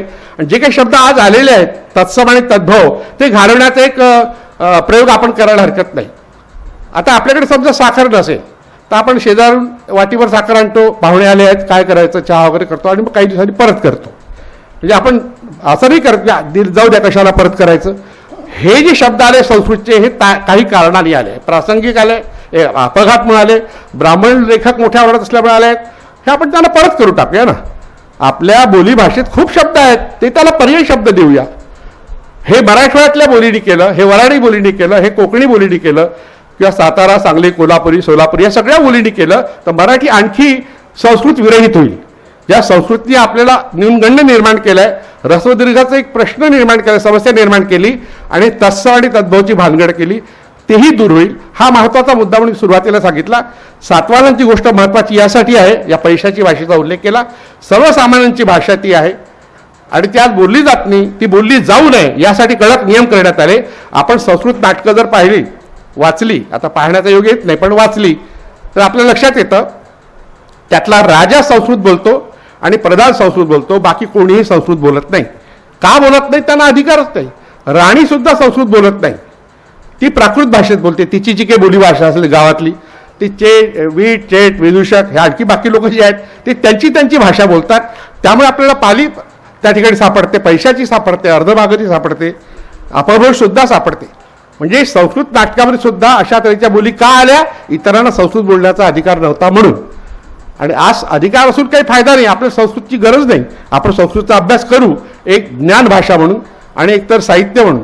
डॉक्टर बाबासाहेब आंबेडकरांच्या आयुष्यातली मोठी घटना घडली की त्यांच्या भावाला ज्या संस्कृत घ्यायची इच्छा होती तेव्हा केवळ अतिशूद्र असल्यामुळे, अस्पृश्य असल्यामुळे त्यांच्या शिक्षकांनी त्यांना संस्कृत शिकायला मनाई केली. बाबासाहेब आंबेडकरांची इच्छा होती संस्कृत शिकायची, पण त्यांना वाटलं आपल्याला शिकायलाच मिळणार नाही, कशाला शिकायचं. म्हणजे पर्यायी भाषा जी त्यांनी निवडली ती पर्शियन भाषा होती. पूर्वी अनेक भाषा ज्या होत्या पर्यायी त्यात पर्शियन भाषा होती, अर्धमागधी होती, अपभ्रंश होती, पाली सुद्धा होती. या सगळ्या भाषा पर्यायी भाषा होती, पण त्यांनी पर्शियन निवडली. त्याचा फायदा आपल्याला असा झाला की ऋग्वेदातली जी भाषा आहे ती भाषा झेंत अवेस्ताची पर्शियन भाषा, यात काय साम्य आहे हे बाबासाहेब आंबेडकरांनी शोधून काढलं. म्हणजे तौलनिक भाषाभ्यासाचं एक आदर्श उदाहरण बाबासाहेब आंबेडकरांचा शूद्रपुरी कोण होते हा ग्रंथ आहे. म्हणजे भाषेचं किती महत्त्व आहे लक्षात आपल्या आलं असेल. म्हणजे गुणाढ्यानी जो ग्रंथ लिहिला तो जाळण्यात आला, नष्ट करण्यात आला, मूळ ग्रंथ अजूनही शिल्लक नाही, पण तो संस्कृतमध्ये आहे. काश्मीरमधला सोमदेव आणि क्षेमेंद्र या दोन विद्वानांनी त्याची संस्कृत भाषांतर केली. पुढे वसुन हिंदी या नावाने जैनांनी भाषांतर केली त्यांच्या भाषेत अर्धमागधीमध्ये. तर तो ग्रंथ आहे. या ग्रंथात कथा आहेत, आपल्या अवतीभोवतीच्या कथा आहेत. हाल सातवाहनांनी पुढच्या काळात जे गाथा सप्तसही लिहिली त्यामुळे मराठी भाषा कशी होती किंवा मराठी लोक कसे वावरत होते, कसे वागत होते 2000 वर्षांपूर्वी आपल्याला कळतं. हा 2000 वर्षापूर्वीचा काळ जो आहे, कवल भारती साहेबांनी खूपच मोठं काम केलं आहे. त्यांचं जे भाषण आहे सगळ्यांना उपलब्ध झालं तर फार चांगलं होईल. त्यांनी एक काळ दिला, 15 ते 20 मिनिटात जरी ते बोलले तरी 2000 वर्षात काय काय घडलं, कोणत्या कालखंडात काय काय घडलं, एक टप्पा त्यांनी सांगितला. तो फार महत्त्वाचा टप्पा आहे आणि अतिशय त्यांनी काटेकोर तो मांडला, कुठे अगळपगळ काही मांडलं नाही. समजलं ना मराठी? एवढं पुरेसं आहे. पण महाराष्ट्रात अशा तऱ्हेने पैठण हे जे आपलं क्षेत्र आहे त्या पैठण क्षेत्रात जेव्हा हाल सातवाहन हा सप्तसई, सप्तशती म्हणजे ग्रामीण भाषेतली कवनं, लोकसाहित्य गोळा करत होता, त्याच काळात उत्तर भारतामध्ये मनुस्मृतीची रचना होत होती. काळ एकच आहे.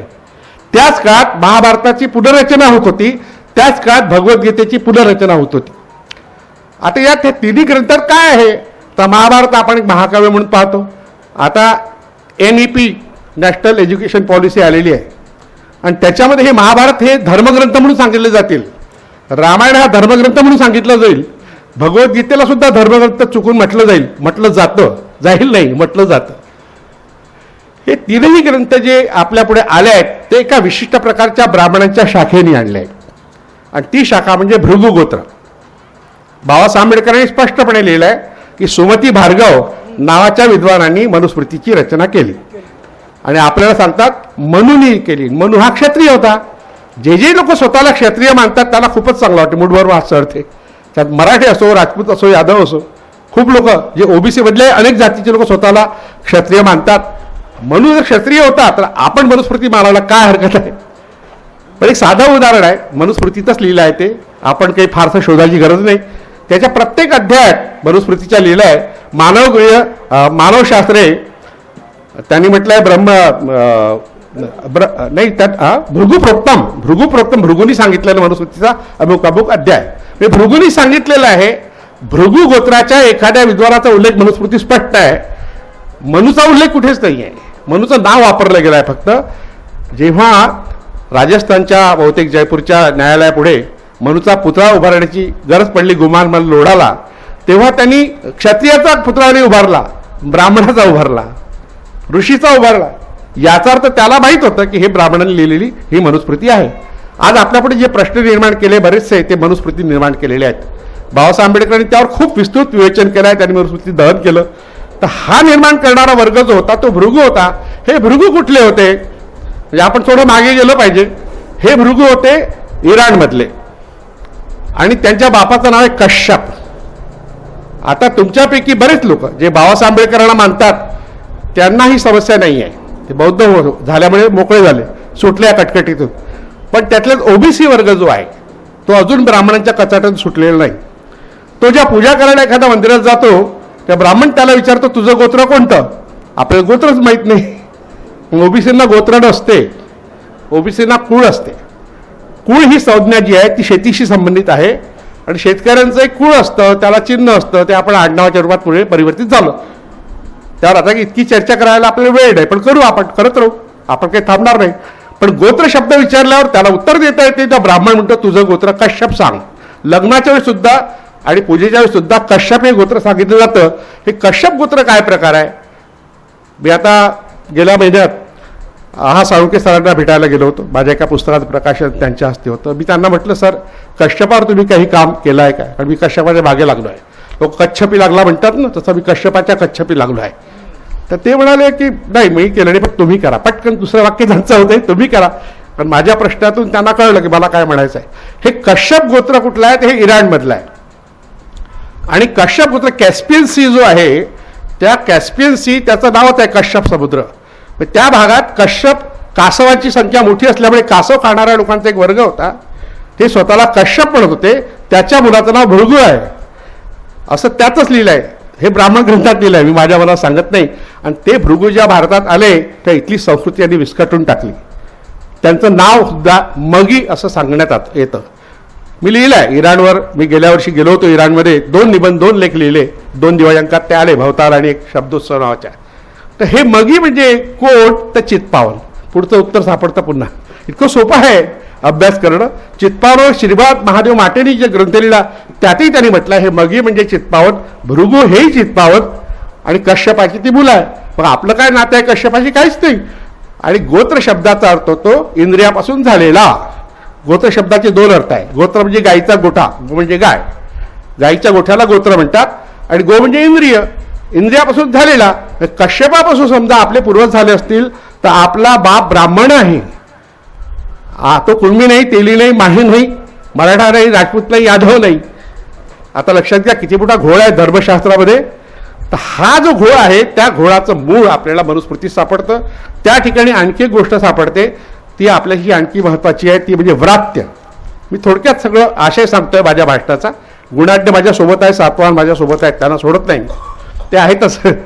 पण मधल्या काळात आणखी काही घटना घडल्या. त्यातल्या त्यात आता इथले लोक तिथे गेले 1200 लोक. आपल्याला वाईट वाटलं. आपले लोक तिकडे दिल्लीला गेले, रेल्वेत कवी संमेलन करतायत, तिथे ताराबाईंना बोललं जाऊ देत नाही. हे आपल्या लोकांबद्दल आपल्याला थोडंसं कळणावं आहे म्हणून बोलतोय, दुःख होते आहे. पण आपले लोक आताच गेले असं नाही. आपले लोक 4000 वर्षापूर्वी गेले होते. ज्या भृगू गोत्राच्या ब्राह्मणांच्या सोबत गेलेले जे लोक होते त्यातला ऋग्वेदाचा जो पहिला रचयिता आहे तो गृत्समद आहे. गृत्समद. आता हे नाव तुम्ही कधी ऐकलं नसेल. गृत्स म्हणजे एक प्रकारचा स्राव, मदस्राव, म्हणजे गंडस्रावातून निघणारा स्राव. आणि ज्याच्या मदस्राव तो मदमत्त असतो तो म्हणून त्याला गृत्समद. तो हत्तीच्या गंडस्रावातून निघतो. हत्ती ज्यांचं कुलचिन्ह आहे अशा वर्गातला एक विद्वान आपल्यापैकी होता. आणि तो गेला आणि ते ऋग्वेदाची पहिली रचना केली. ऋग्वेदाचं दुसरं मंडल जे आहे ते गृत्समराच्या नावाचं आहे. म्हणजे ऋग्वेदाचा रचयिता ब्राह्मण नाही आहे, हे पुन्हा लक्षात घ्या. आपले लोक किती विद्वान कुठल्या कुठे जात होते, काय काय दिवे लावत होते. पण त्यांनी काय केलं माहिती आहे, त्या गृत्समराने तो होता गणसंस्थेचा प्रमुख. त्याने गणपतीचं स्तवन केलं. गणानाम त्वाम गणपती हवामहे, ही जी ऋचा आहे त्याची आहे. पण पुढे तो काय करतो, इंद्राची स्तुती करतो. इंद्राचं एक नाव देवेंद्र सुद्धा आहे. देवेंद्राची स्तुती करणारे लोक आपण आपल्या अवतीभोवती पाहतोय. तर त्या गृत्समराच्या सगळ्या मंडलामध्ये मी वाचली आहे. माझ्या आवडतं ते पात्र आहे, कारण यवतमाळ जिल्ह्यात तो होता असं विनोबा म्हणतात. मिराशींना मी त्याविषयी विचारलं होतं 1982 मध्ये, वावी मिराशींना. ते म्हणे विनोबाला काय कळतं, विनोबाला काय कळतं म्हणजे संस्कृत कळतं, इतिहास नाही कळत असं त्यांना म्हणायचं होतं. तर विनोबा म्हणायचे की गृत्समर हा यवतमाळ जिल्ह्यातल्या कळंबचा राहणारा होता आणि त्यांनी आधार घेतला गणेश पुराणाचा. गणेश पुराण हे 13व्या शतकात लिहिलं गेलं. ज्या 13व्या शतकामध्ये रामदेवरायाची राजवट होती, हेमाद्री पंडित त्याचा प्रधान होता, त्याच काळात हे गणेश पुराण लिहिलं गेलं. त्यात कथा अशी आहे गृत्समराची, जो ऋग्वेदाच्या दुसऱ्या मंडलात देवेंद्राची स्तुती करतो त्याच ठिकाणी आणखी एक वाक्य आलेलं आहे, प्राये प्राये जिगीवांस, आम्ही कष्ट करून जगू, नान्य ना अन्य कृतीनं भोज्यम, दुसऱ्याच्या कष्टातून मिळवलेलं धान्य मी घेणार नाही, माझ्या कष्टाने मिळवलं घेईल, अगदी मुठभर घेईल, मुठभर धान्य घेईल. म्हणजे आपला पूर्वजपा किती स्वाभिमानी होता, पण त्याचे हाल झाले ते महत्वाचे आहे. तुम्ही तिथे गेले तर सन्मान मिळेल तसं नाही. म्हणजे ऋग्वेदाचं दुसरं मंडल त्याच्या नावाने आहे, पण या गणेश पुराणात म्हटलं आहे तो एकदा गयेला गेला. गया जी आता बौद्धी गया आपण म्हणतो तिथे गेला आणि तो अशाच एका सभेमध्ये भाग घ्यायला लागला. तर तेव्हा प्रश्न विचारला अत्रि ऋषी, तू इथे कसा काय बसलाय, तू ब्राह्मण वीर्यापासून झालेला नाही, तू ऋषी वीर्यापासून झालेला नाही. त्याला माहीतच नव्हतं आपला प्रभू कोण आहे, आपला बाप कोण आहे. जसं आपल्यालाही माहीत नाही कश्यप आपला बाप दाखवतात, कुंडलीमध्ये काय काय दाखवलं जातं आपल्याला माहीत नाही. तर याला शंका आली की इतका विद्वान माणूस, ऋग्वेदाची रचना करणारा वगैरे वगैरे, अर्थात तोच असेल असं नाही, त्याच्या अनेक पिढ्या असतील, अनेक पिढ्या अशा राबत राहतात ना. तुकारामांची एक पिढी राबतेच आहे सध्या. एका पिढीने आत्महत्या करून मोकळे झाले, दुसरी पिढी पाय धुतात आहेत, त्यांचे पाय धुत आहेत ते देवेंद्राचे. तर तसेच लोक त्या गृत्समराचे पूर्वज होते. आणि गृत्समर जेव्हा घरी परत आला, आईला त्याने विचारलं की मला तिथे भर सभेतून उठवलं गेलं, साहित्य संमेलनात भाग घेऊ दिला नाही, मला बोलू दिलं नाही. ही तक्रार आजची आहे नाही, आजचीच आहे असं नाही, ही कदाचित 750-800 वर्षापूर्वीची असेल. तर आई म्हणाले हे खरं आहे की तुझा बाप ब्राह्मण आहे. ती पूर्ण कथा सांगत नाही, मिथ आहे ते. पण अशा तऱ्हेने त्याची जी ओळख सांगितली जाते ती ओळख आपल्याशी संबंधित आहे थोडीशी. त्याला व्रात्य म्हटलं आहे. व्रात्य शब्द तुम्ही सर्वांनी ऐकला आहे, आपण सगळे शिकलेले आहोत. आपल्या पाठ्यपुस्तकात कुठे ना कुठे आला असेल, नसेल, शब्दकोशात आला असेल, पण तुम्हाला जो व्रात्य शब्दाचा अर्थ माहीत आहे तो चुकीचा आहे. मी विचारलं नाही तरी तुम्ही चुकीचं सांगणार आहात. तुम्ही सांगणार खोडकर आहे, दांडवट आहे वगैरे वगैरे आहे ना. प्रतिमातांनी सांगितलं तेच आहे. पण जे शिक्षक आहेत ते मला तेच सांगतील. पण शिक्षकाला शिकवण्याची जबाबदारी माझ्यावर आहे. आता काय असं नाही, बऱ्याच वर्षापासून मी घेऊन टाकली, कोणी देव न देव. आता एक दुसरा प्रश्न आहे, त्याचंही उत्तर मिळेल की नाही. तुमच्यापैकी ओबीसी असतील, SC असतील, ST असतील, तर तुमच्या आईने कधी तुम्हाला व्रात्य म्हटलं आहे काय? नाही. मला माहित आहे नाही म्हटलं. का म्हटलं नाही? फक्त व्रात्य ही शिवी ब्राह्मणांची आई, ब्राह्मणाची स्त्री आपल्या मुलाला देते, इतर कोणत्याही जातीची स्त्री देत नाही. काय कारण असलं पाहिजे? व्रात्य अर्थाचा नाव अर्थ खोडकर असा होत नाही. व्रात्य शब्दाच्या मुळाशी मनुस्मृतीने त्याचा अर्थ सांगितला आहे. मनुस्मृतीत आहे तो म्हणून सांगतो. व्रातेन जीवती, व्रातेन म्हणजे कष्ट करून जगतात, ते व्रात्य. वृ हा जो धातू आहे संस्कृतचा, त्याचा अर्थ होतो कष्ट करणे. आणि कष्ट करणाऱ्या लोकांच्या समुदायाला म्हणतात व्रात. आणि त्या व्रात या समुदायात राहणारा जो व्यक्ती आहे, स्त्री असेल पुरुष असेल, ती व्रात्य आहे. मग व्रात्य कोण झाला? गृत्समत व्रात्य आहे. आणि तो कापसाची लागवड करतो, गुणाकार भागाकाराच्या गोष्टी करतो असं विनोबा सांगतात. आपण ऐकूया विनोबांचं. विनोबा मोठेच होते. विनोबांना मी भेटलो होतो, पण तेव्हा काहीच बोलले नाही. ते पुढे न बोलताच मरून गेले. तर विनोबाने लिहून ठेवलं. मला खूपच माझ्यावर प्रभाव होता त्या काळात, विनोबांचा खूप प्रभाव होता. 1973 मी त्यांना भेटलो होतो. नंतर बराच काळ जगले ते. तर त्यांनी लिहिलं की हा लांब धाग्याची लागवड करणारा विदर्भातला एक शेतकरी होता गृत्समत. गुणाकार भागाकाराचा शोध त्यांनी लावला. चंद्रकिरणांच्या स्त्रीच्या गर्भावर परिणाम होतो हेही त्यांनी सांगितलं. हे सगळं गणेश पुराणाच्या आधारे सांगितलं आहे. हे गृत्समराच्या त्या रुचेमध्ये नाही आहे, ऋग्वेदामध्ये. आता प्रश्न आहे की हे व्रात्य हा आपल्यासाठी महत्त्वाचा शब्द का आहे? जेव्हा छत्रपती शिवाजी महाराजांना राज्याभिषेक करायचा होता, आपल्या पैठणचं आणखी एक वैशिष्ट्य सांगून टाकतो, लक्षात राहण्यासारखं आहे. कमलाकर भट्ट नावाचा एक विद्वान या पैठणला होता 17व्या शतकामध्ये, आणि त्यांनी शूद्र कमलाकर नावाचा ग्रंथ लिहिला. शूद्रांसाठी सुद्धा ग्रंथ लिहिल्यावर शूद्रांनी कसं वागावं, त्यांच्याकरता कोणते अधिकार आहे की नाही, त्यांच्यासाठी कोणते विधी करायचे की नाही. हा गागा भट्टाचा काका होता. गागा भट्ट ज्यांनी राज्याभिषेक केला त्याचा काका कमलाकर भट्ट पैठणचा राहणारा, आणि ते शेष घराणं होतं, त्यांचं आपसात पटत नव्हतं. हे गेले काशीला, ते क्षेत्रोपात द्याय झाले भोसल्यांचे. आणि गागा भट्टाच्या काकाने काय लिहून ठेवलं आहे, कला वाद्यंतयो स्थिती. ही कलियुगामध्ये पहिला आणि शेवटला 2च वर्ण असतात, मधले वर्ण गायब असतात. ब्राह्मण आणि शूद्र, क्षत्रिय कोणीच नसतं, वैश्य कोणीच नसतं. आपण वैश्य म्हणून स्वतःला म्हणत असू, क्षत्रिय म्हणत असू, हे चुकीचं आहे. हे 17व्या शतकातले एक पैठणचा ब्राह्मण सांगतोय, आणि त्याच्या पुत्राने ते अंमलात आणलं. तिथे नरसिंह शेष नावाचा एक आणखी एक ब्राह्मण होता, त्यांनी शूद्राचार शिरोमणी नावाचा ग्रंथ लिहिला. म्हणजे औरंगाबाद जिल्ह्यातल्या लोकांनी काय काय करून ठेवलं गेल्या 400-500-2000 वर्षामध्ये. फार महत्त्वाचा जिल्हा आहे हा. म्हणजे या ठिकाणी अशा प्रकारचं संमेलन होणं हे सांकेतिक आहे. त्यांनी लिहिलं कलावाद्यंतयो स्थिती. तुम्हाला सांगितलं नंदांतम क्षत्रिय कुलम, नंदाचा अंत झाला आणि क्षत्रिय कुल संपलं. म्हणजे गेल्या 2-3 हजार वर्षात कोणीच क्षत्रिय नाही. मग जे मधले राजे होते ते कोण होते नेमकं, हा प्रश्न केव्हा निर्माण झाला, जेव्हा छत्रपती शिवाजी महाराजांना राज्याभिषेक करण्यात आला तेव्हा. आणि मग त्याला तोडगा म्हणून काय केलं, त्या आपल्या गागा भट्टांनी व्रात्यस्तोम विधी केला. याचा उल्लेख वासी बेंद्रेंनी केला आहे, बाबासाहेब आंबेडकरांनी केला आहे, हुर शूद्रांमध्ये केला आहे. या व्रात्यस्तोम विधीमध्ये मोठ्या प्रमाणात त्यांच्याकडून दक्षिणा घेतली. त्या दक्षिणेची संख्या जी आहे 16 लक्ष होण. होण हे सोन्याचं नाणं आहे. एकट्या गागा भट्टाला 1 लक्ष होण ही दक्षिणा देण्यात आली. बाबासाहेब आंबेडकर म्हणतात अशा तऱ्हेने शिवाजी महाराजांना लुटलं. वेगळ्या अर्थाने म्हटलं आहे, महात्मा फुलेंनी सुद्धा म्हटलं आहे. शिवाजी, ते लुटारू शब्द आलाय जाऊ द्या, पण शिवाजी महाराजांना लुटलं हे महात्मा फुलेंनी पहिल्यांदा आपल्याला सांगितलं, नंतर बाबासाहेब आंबेडकरांनी सांगितलं. कशाच्या आधारे त्याला व्रात्य ठरवलं, आधी शूद्र ठरवलं, मग क्षत्रियत्व दिलं तर दिलं. नंतरच्या काळात शाहू छत्रपतीच्या काळात जेव्हा वेदोक्त प्रकरण झालं तेव्हा वाईचे ब्राह्मण म्हणाले गागा भट्टांनी शिवाजी महाराजांना राज्याभिषेक केला, हे चुकीचं होतं, ते क्षत्रिय नव्हते, ते शूद्रच होते. ही चुकीची गोष्ट केल्यामुळे त्या गागा भट्टाचा मृत्यू शौचकोपात झाला, संडासमध्ये झाला. हे लिहून ठेवलं आहे, हे आहे पुस्तकात सगळं. धनंजय किरण लिहिलं, यदी फडकेन लिहिलं आहे, खूप लोकांनी लिहिलं, आणि केळुसर गुरुजींनी लिहिलं आहे. जेव्हा राज्याभिषेक झाला शिवाजी महाराजांचा तेव्हा जे मंत्र म्हटले गेले ते वेदोक्त मंत्र नव्हते, पुराणोक्त मंत्र म्हणणं म्हणजे तुम्हाला शूद्र ठरवणं. आता शिवाजी महाराज समजा शूद्र असतील तर तुम्ही कसं काय मराठा क्षत्रिय होऊ शकता. मी शिवाजी शूद्र कसा हे पुस्तक लिहिलं, मला खूप लोकांनी नावं ठेवली, शीर्षक बदला, पण शीर्षक मला सुचलं कुठून, कॉम्रेड गोविंद पानसरे यांच्यामुळे. कॉम्रेड गोविंद पानसरे यांच्या पुस्तकाचं प्रकाशन 1988 88, जुनी गोष्ट आहे, माझ्या हस्ते झालं होतं. खरं नाही वाटत ना आपल्याला. आणि तेव्हा शिवसेनेची सत्ता होती, खूप प्रचंड दहशत होती. माझ्या कॉलेजमध्ये लोक आले, तुम्हाला मारटोक होईल, धक्काबुक्की होईल, पोलीस आले घरी, म्हटलं काही होणार नाही, काहीच झालं नाही. पानसरे इतके ठाम होते, म्हणाले की तुम्ही जर कोल्हापुरात असता ते दाबून टाकलं असतं. AISFचे लोक होते, SFIचे लोक होते, इस्कस होते, बरीच मंडळी होती. आम्ही अंधश्रद्धा निर्मूलन समितीचे लोक होते, मी तेव्हा BSPत होतो, बहुजन समाज पार्टीचे लोक होते. आम्ही बिंदासपणे ते केलं. आणि मग जेव्हा पुस्तक वाचलं मी शिवाजी कोण होता तेव्हा तसंच शीर्षक मी दिलं, शिवाजी शूद्र कसा, आणि ते शूद्रपुरी कोण होते या पुस्तकातला काही भाग त्यात आहे. तर हे सगळं आज मला सांगावंसं का वाटते आहे की गेल्या 5000 वर्षामध्ये की 3000 वर्षामध्ये जे काही आपल्या पूर्वजांनी केलं त्याला डागाळण्याचा प्रयत्न झालेला आहे. त्याचा थोडक्यात आढावा मी घेतला.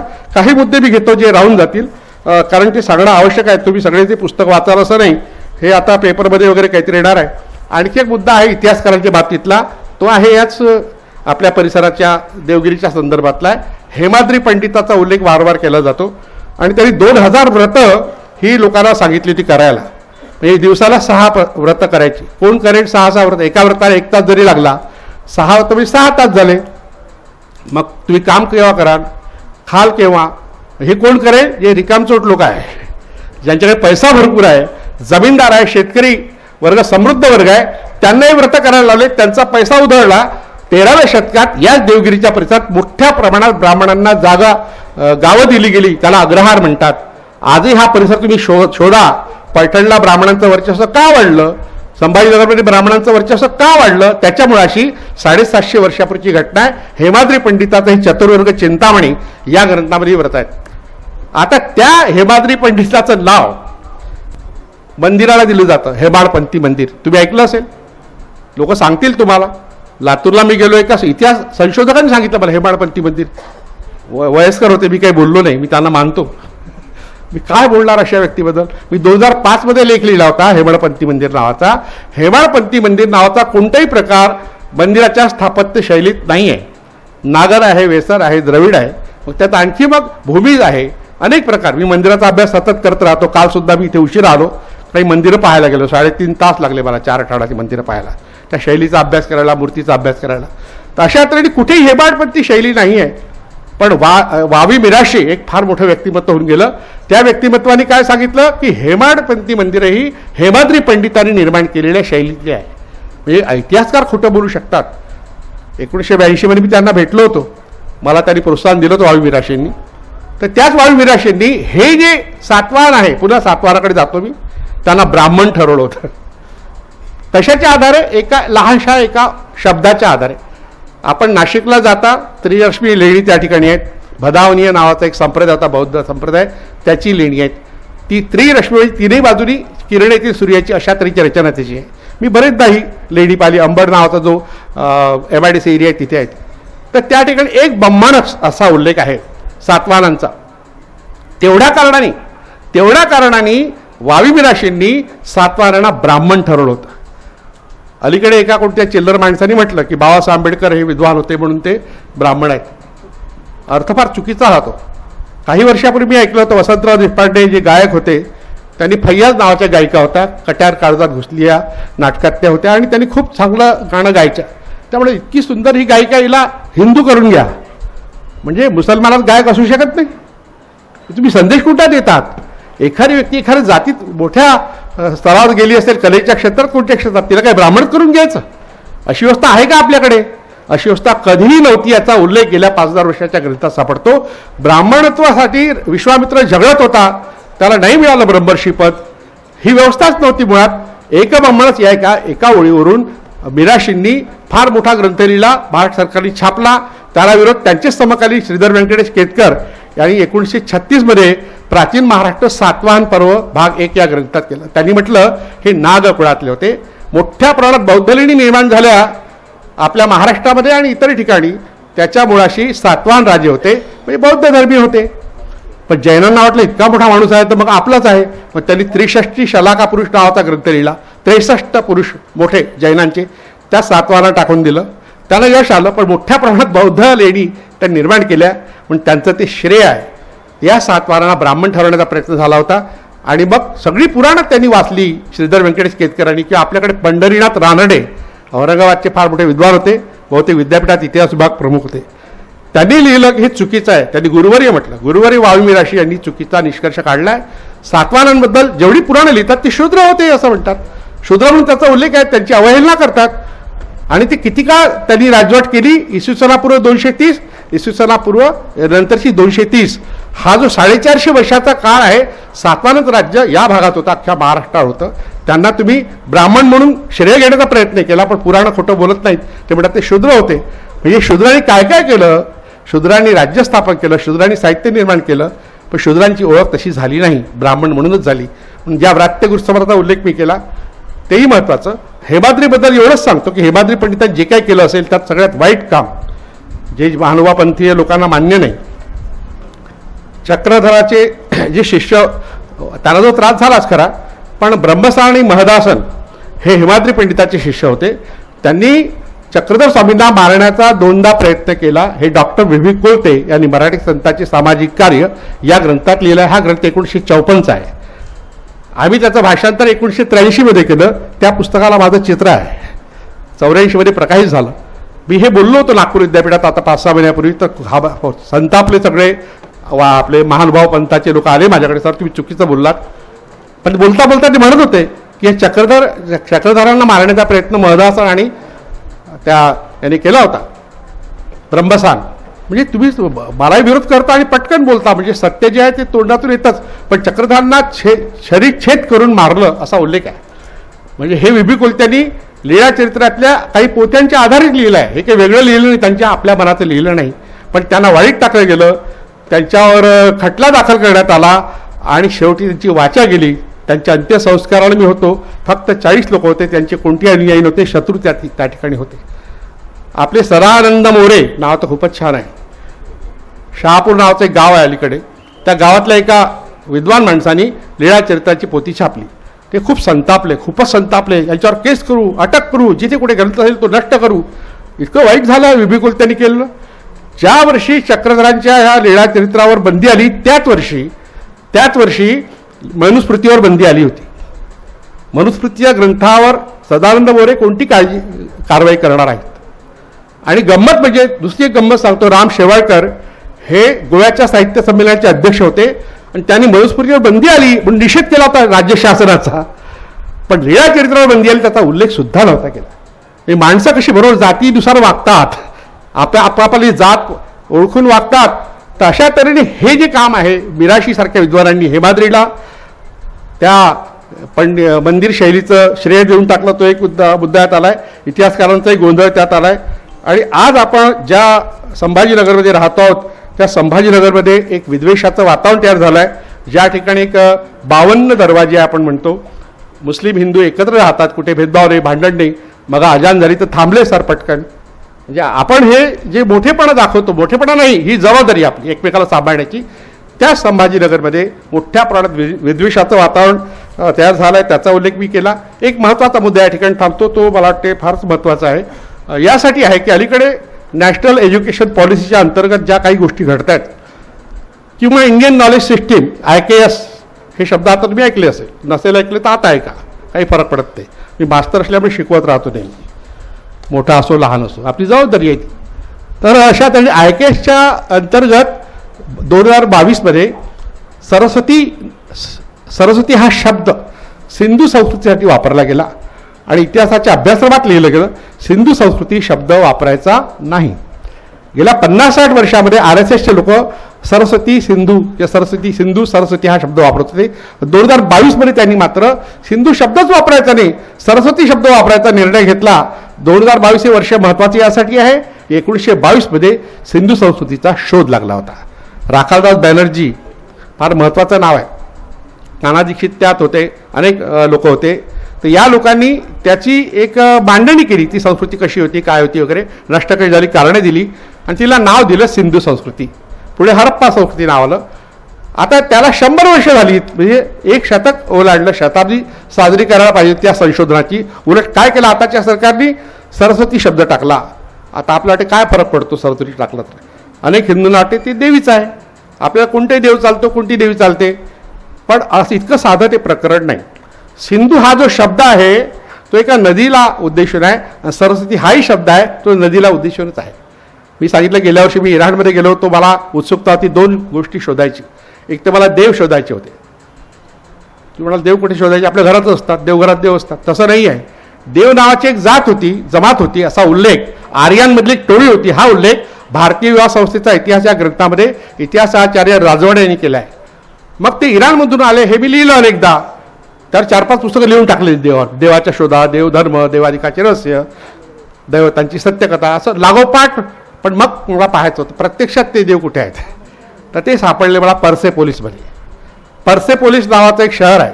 पोलिस म्हणजे शहर, पर्से म्हणजे पारशी लोकांचं शहर, ज्या ठिकाणी राज्याभिषेक होत होता. हे शिराज नावाचा एक प्रांत आहे, तिथे त्या प्रांतामध्ये ते आहे. तिथे मी गेल्यावर पहिल्यांदा तो देव शिलालेख पाहिला. तिथे लिहिलं होतं की अहुरमज्द जो त्यांचा देव आहे पर्शियन लोकांचा, त्यांनी देवांना सिंहासनावरून खाली उतरवलं, असुरांचं राज्य आणलं. देव आणि असुर हे दोन्ही शब्द इराणमधले आहे, भारतातले नाही आहे. असुर शब्दाचा तिथे अर्थ सूर्य असा होतो, तेजस्वी असा होतो, श्रेष्ठ असा होतो. म्हणून अहुरमज्दचा अर्थ होतो मेधावी असुर. आता तिथे देवांना खाली उतरवलं. मग ते देव कोण होते? आज जे कुर्दिस्तान हा जो प्रदेश आहे, कुर्द ज्याला म्हणतात, ते देव होते. याचा उल्लेख शहानामामध्ये आहे. शहानामामध्ये कुर्दिस्तानमधून देव भारतात कसे आले आणि त्यांनी मग इथल्या मुलींना पळून कसं नेलं आणि तिथे राज्य कसं केलं, हा विस्तृत उल्लेख आहे. माझ्या पुस्तकात तो आहे, म्हणजे मी आता काही सांगायची गरज नाही. हा शिलालेख मला पाहायला मिळाला क्युलिफॉर्म लिप तिथला. आणि महत्त्वाचं म्हणजे हिंदू शब्दाचं मूळ अनेक लोक शोधतात कुठे आहे. तर त्याचं मूळ सापडलं मला. इराणच्या तेहरान संग्रहालयामध्ये, वस्तू संग्रहालयामध्ये, पुरातत्व संग्रहालयामध्ये एक सुवर्णपट आहे, ताम्रपट असतो, सोन्याचा पट आहे, परसे पोलीसमध्ये सापडलाय. तिथे हिंदू शब्द आहे. मग दरास फर्स्ट हा जो आहे हा पर्शियाचा जो त्याचा प्रांत आहे तो सिंधू नदीपर्यंत आहे असं त्याला सांगायचं आहे. मग दरास सेकंड आपल्या वडिलाची स्तुती करताना म्हणतो माझ्या वडिलाचं राज्य हे अफगाणिस्तानपर्यंत होतं. आता आपण त्याला अफगाणिस्तान म्हणतो. तो पर्शियाचा भाग होता. तिथून सिंधू नदी आपल्याला दिसते, काश्मीरमध्ये ती येते. काश्मीरपर्यंत त्याचं राज्य होतं. ते नदीबद्दल म्हटलं आहे. पहिला उल्लेख हा अशा तऱ्हेने 5व्या शतकातला, इसवी सनापूर्व 5व्या शतक, जवळपास बुद्धाच्या समकालीन हा उल्लेख आहे, धर्माशी संबंधित नाही आहे. नंतरच्या काळात मग इसवी सनाच्या 8व्या शतकात जो मेरू तंत्र ग्रंथ आहे त्यात हिंदू शब्द धर्म या अर्थाने येतो. आणि नंतर मग अल्मेरुनीचा उल्लेख आपण सतत करतो. इसवी सन 1030मध्ये त्याने किताबुल हिंद नावाचा ग्रंथ लिहिला आहे, प्रवास वर्णन आहे, पण खूप चांगली माहिती आहे. त्यात त्यांनी हिंदू शब्द धर्म या शब्द अर्थाने वापरला. आता ही सगळी मी यासाठी माहिती दिली की आपल्या भारतातील जे हिंदूंचे नेते आहेत त्यांनी हिंदूंचे खूप हाल केले आहे. शब्दाचे ते केलेच केले, हिंदूंचे केले, ते थोडक्यात सांगतो. सगळ्यात मोठे नेते आपल्याकडे आर्य समाजाचे स्वामी दयानंद सरस्वती. आणि हे दयानंद सरस्वतीने म्हटलं की हा शब्द वाईट अर्थाचा आहे, कारण पर्शियन शब्दकोशामध्ये काळात दाग चोर वगैरे वाईट वाईट वाईट वाईट जे जे असेल ते हिंदू असं लिहिलं आहे, हे पर्शियन लोकांनी लिहिलं आहे. त्याच्या आधारे हिंदू शब्द वापरायचा नाही असं स्वामी दयानंद सरस्वतींनी म्हटलं. आणि मग त्यांनी आर्य शब्द वापरला. आर्य शब्द वापरला, लोकांनी स्वीकारला, आर्य समाज निर्माण झाला. महात्मा फुलेंनी त्यांचं स्वागत केलं, सत्कार केला. आणि पुढच्या दिवशी, दुसऱ्या दिवशी की तिसऱ्या दिवशी गाढवाला त्यांनी दयानंद सरस्वती म्हटलं, त्याची मिरवणूक काढली. या घटना आपल्याला माहीत आहे. पुढल्या काळात स्वामी विवेकानंदांनी एक मोठी गंमत केली. फार मोठं व्यक्तिमत्व आहे. त्यांनी म्हटलं हिंदू शब्दाला तसा काही अर्थ राहिलेला नाही, कारण तो प्रादेशिक शब्द आहे, भौगोलिक शब्द आहे. आपण त्याच्याकरता वैदिक शब्द वापरूया किंवा वेदांतिक शब्द वापरूया. हे दोन्ही शब्द काही लोकांनी वापरले आणि हिंदू शब्द चालूच राहिला. तो का चालू राहिला? सिंधू नदीच्या पलीकडले लोक या अर्थाचा तो शब्द आहे, धर्म या अर्थाचा शब्द नाही. कारण हिंदू नावाचा धर्म अजूनही प्रस्थापित झाला नाही. दादा धर्माधिकारी फार मोठे विद्वान होते, महात्मा गांधीचे सहकारी होते. त्यांनी असं म्हटलंय हिंदू धर्म म्हणजे काय? किराणा दुकान. आता तुम्ही किराणा दुकानात समजा गेलात, म्हटलं की मला 10 रुपयाचा, 10 रुपये जाऊ द्या, 10,000 रुपयाचा किराणा द्या. आता 1000 रुपयाच्या वरच किराणा मिळतो, खाली काही फारसं मिळत नाही. 1000 रुपयाचा जाऊ द्या. गरीबातला गरीब माणूस 1000 रुपयातला किराणा घेतो. तर किराणा नावाची वस्तू तुम्हाला किराणा दुकानात मिळत नाही. तो किराणा दुकानदार म्हणतो तुला काय तूप पाहिजे, साखर पाहिजे, मीठ पाहिजे, ते माग. तो नाही मला किराणाच पाहिजे. तो नाही मिळत इथे. म्हणजे किराणा दुकान लिहिलं कशाला? सगळं मिळून किराणा होतो. जे जे तुम्ही घेता वस्तू, अगदी आगपेटी सुद्धा, ते सगळं घेतलं तर किराणा होतो. दादा धर्माधिकारी म्हणतात हिंदू नावाच्या धर्मामध्ये हिंदू नावाचा धर्मच मिळत नाही. ही तक्रार कोणी केली आहे? महात्मा गांधींच्या जवळच्या सहकार्याने. बाबासाहेब आंबेडकरांनी आणखी स्पष्ट केलं ते. बाबासाहेब आंबेडकर म्हणतात की हिंदू धर्म नावाची गोष्ट नाही. हिंदू धर्म म्हटला की जातीची संख्या आपल्याला मिळते, धर्म मिळत नाही. आता ही सगळी समस्या इतकी मोठी आहे की अगदी आपल्या मोदीजींना सुद्धा वाटलं की हिंदू नावाचा धर्म नाही. मोठा साक्षात्कार झाला, पण तो अचानक नाही झाला. सर्वोच्च न्यायालयाच्या काही निर्णयामध्ये राम जेठमलानी त्यात वकील होते, प्रभू आणि ते कुंटे यांच्या निकालामध्ये त्यात हिंदुत्व शब्द वापरला होता. हिंदू शब्दाच्या नावाखाली निवडणूक लढली होती. शिवसेनेचा जो खासदार असेल तो हारला होता, त्याला हरवलं गेलं होतं. आणि तो कोर्टात गेल्यावर मग सर्वोच्च न्यायालयाने निर्णय दिला. आता समोर एक न्यायाधीश शेळके सर बसले, त्यांच्यासमोर बोलतो मी. बोलू नये असं म्हणतात, पण आपण बोलत राहावं. आपण न्यायाधीशालाही घाबरू नये, कारण न्यायाधीशच घाबरत असतात आजकाल. आपण कशाला घाबरत नाही. पण शेळके साहेबांनी खूप बंडखोरी केली त्या काळामध्ये, मी पाहिलेलं आहे, ते इथेही केली असेल. सर्वोच्च न्यायालयाने म्हटलं की हिंदू नावाचा धर्म नाही, हिंदू ही संस्कृती आहे, जीवन प्रणाली आहे. पुढे ते म्हणतात हिंदू नावाचा धर्मसुद्धा आहे. म्हणजे तुम्ही नेमकं सांगा ना काय म्हणायचं तुम्हाला. म्हणजे धर्मही आहे म्हणतात आणि धर्म नाही असंही म्हणतात. 2 प्रकारचे निकाल मी वाचलेले आहे, माझ्याकडे आहे ते निकाल. मग हे मोदींनी कुठेतरी वाचले. राम जेठमलानी चालले गेले बिचारे, त्यांचा आत्मा यांच्या डोक्यात शिरला आणि त्यांना कळलं की सर्वोच्च न्यायालय म्हणतो की हिंदू नावाचा धर्म नाही, आम्ही हिंदू धर्म मानत नाही. कोण म्हणतात? स्वतःला हिंदुत्ववादी म्हणतात, म्हणवतात तेच म्हणतात. मग त्यांनी सनातन शब्द आला.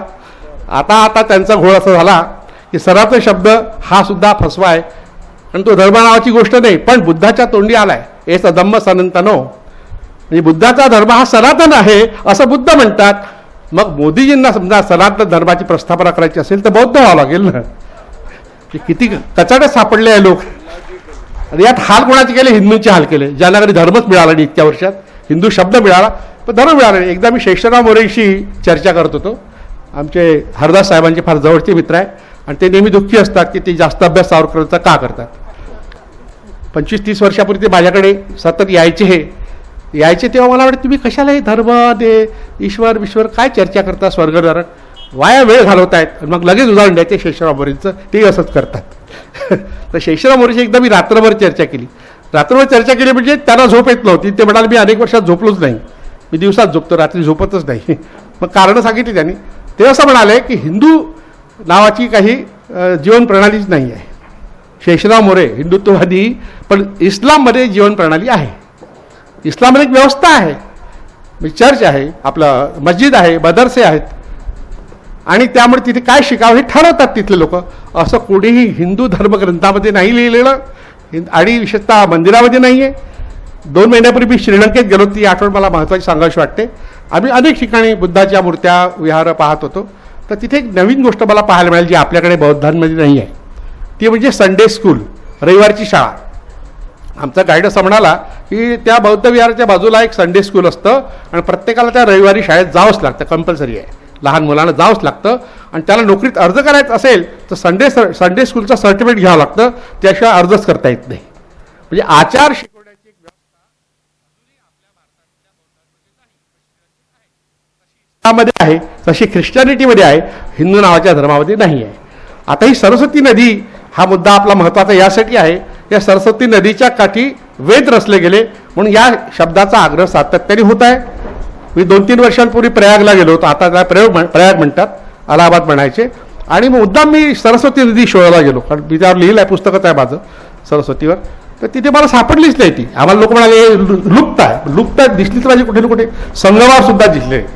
तो गंगा आणि यमुनेचा संगम आहे ना, त्यात यमुना ही काळी आहे, प्रदूषित आहे.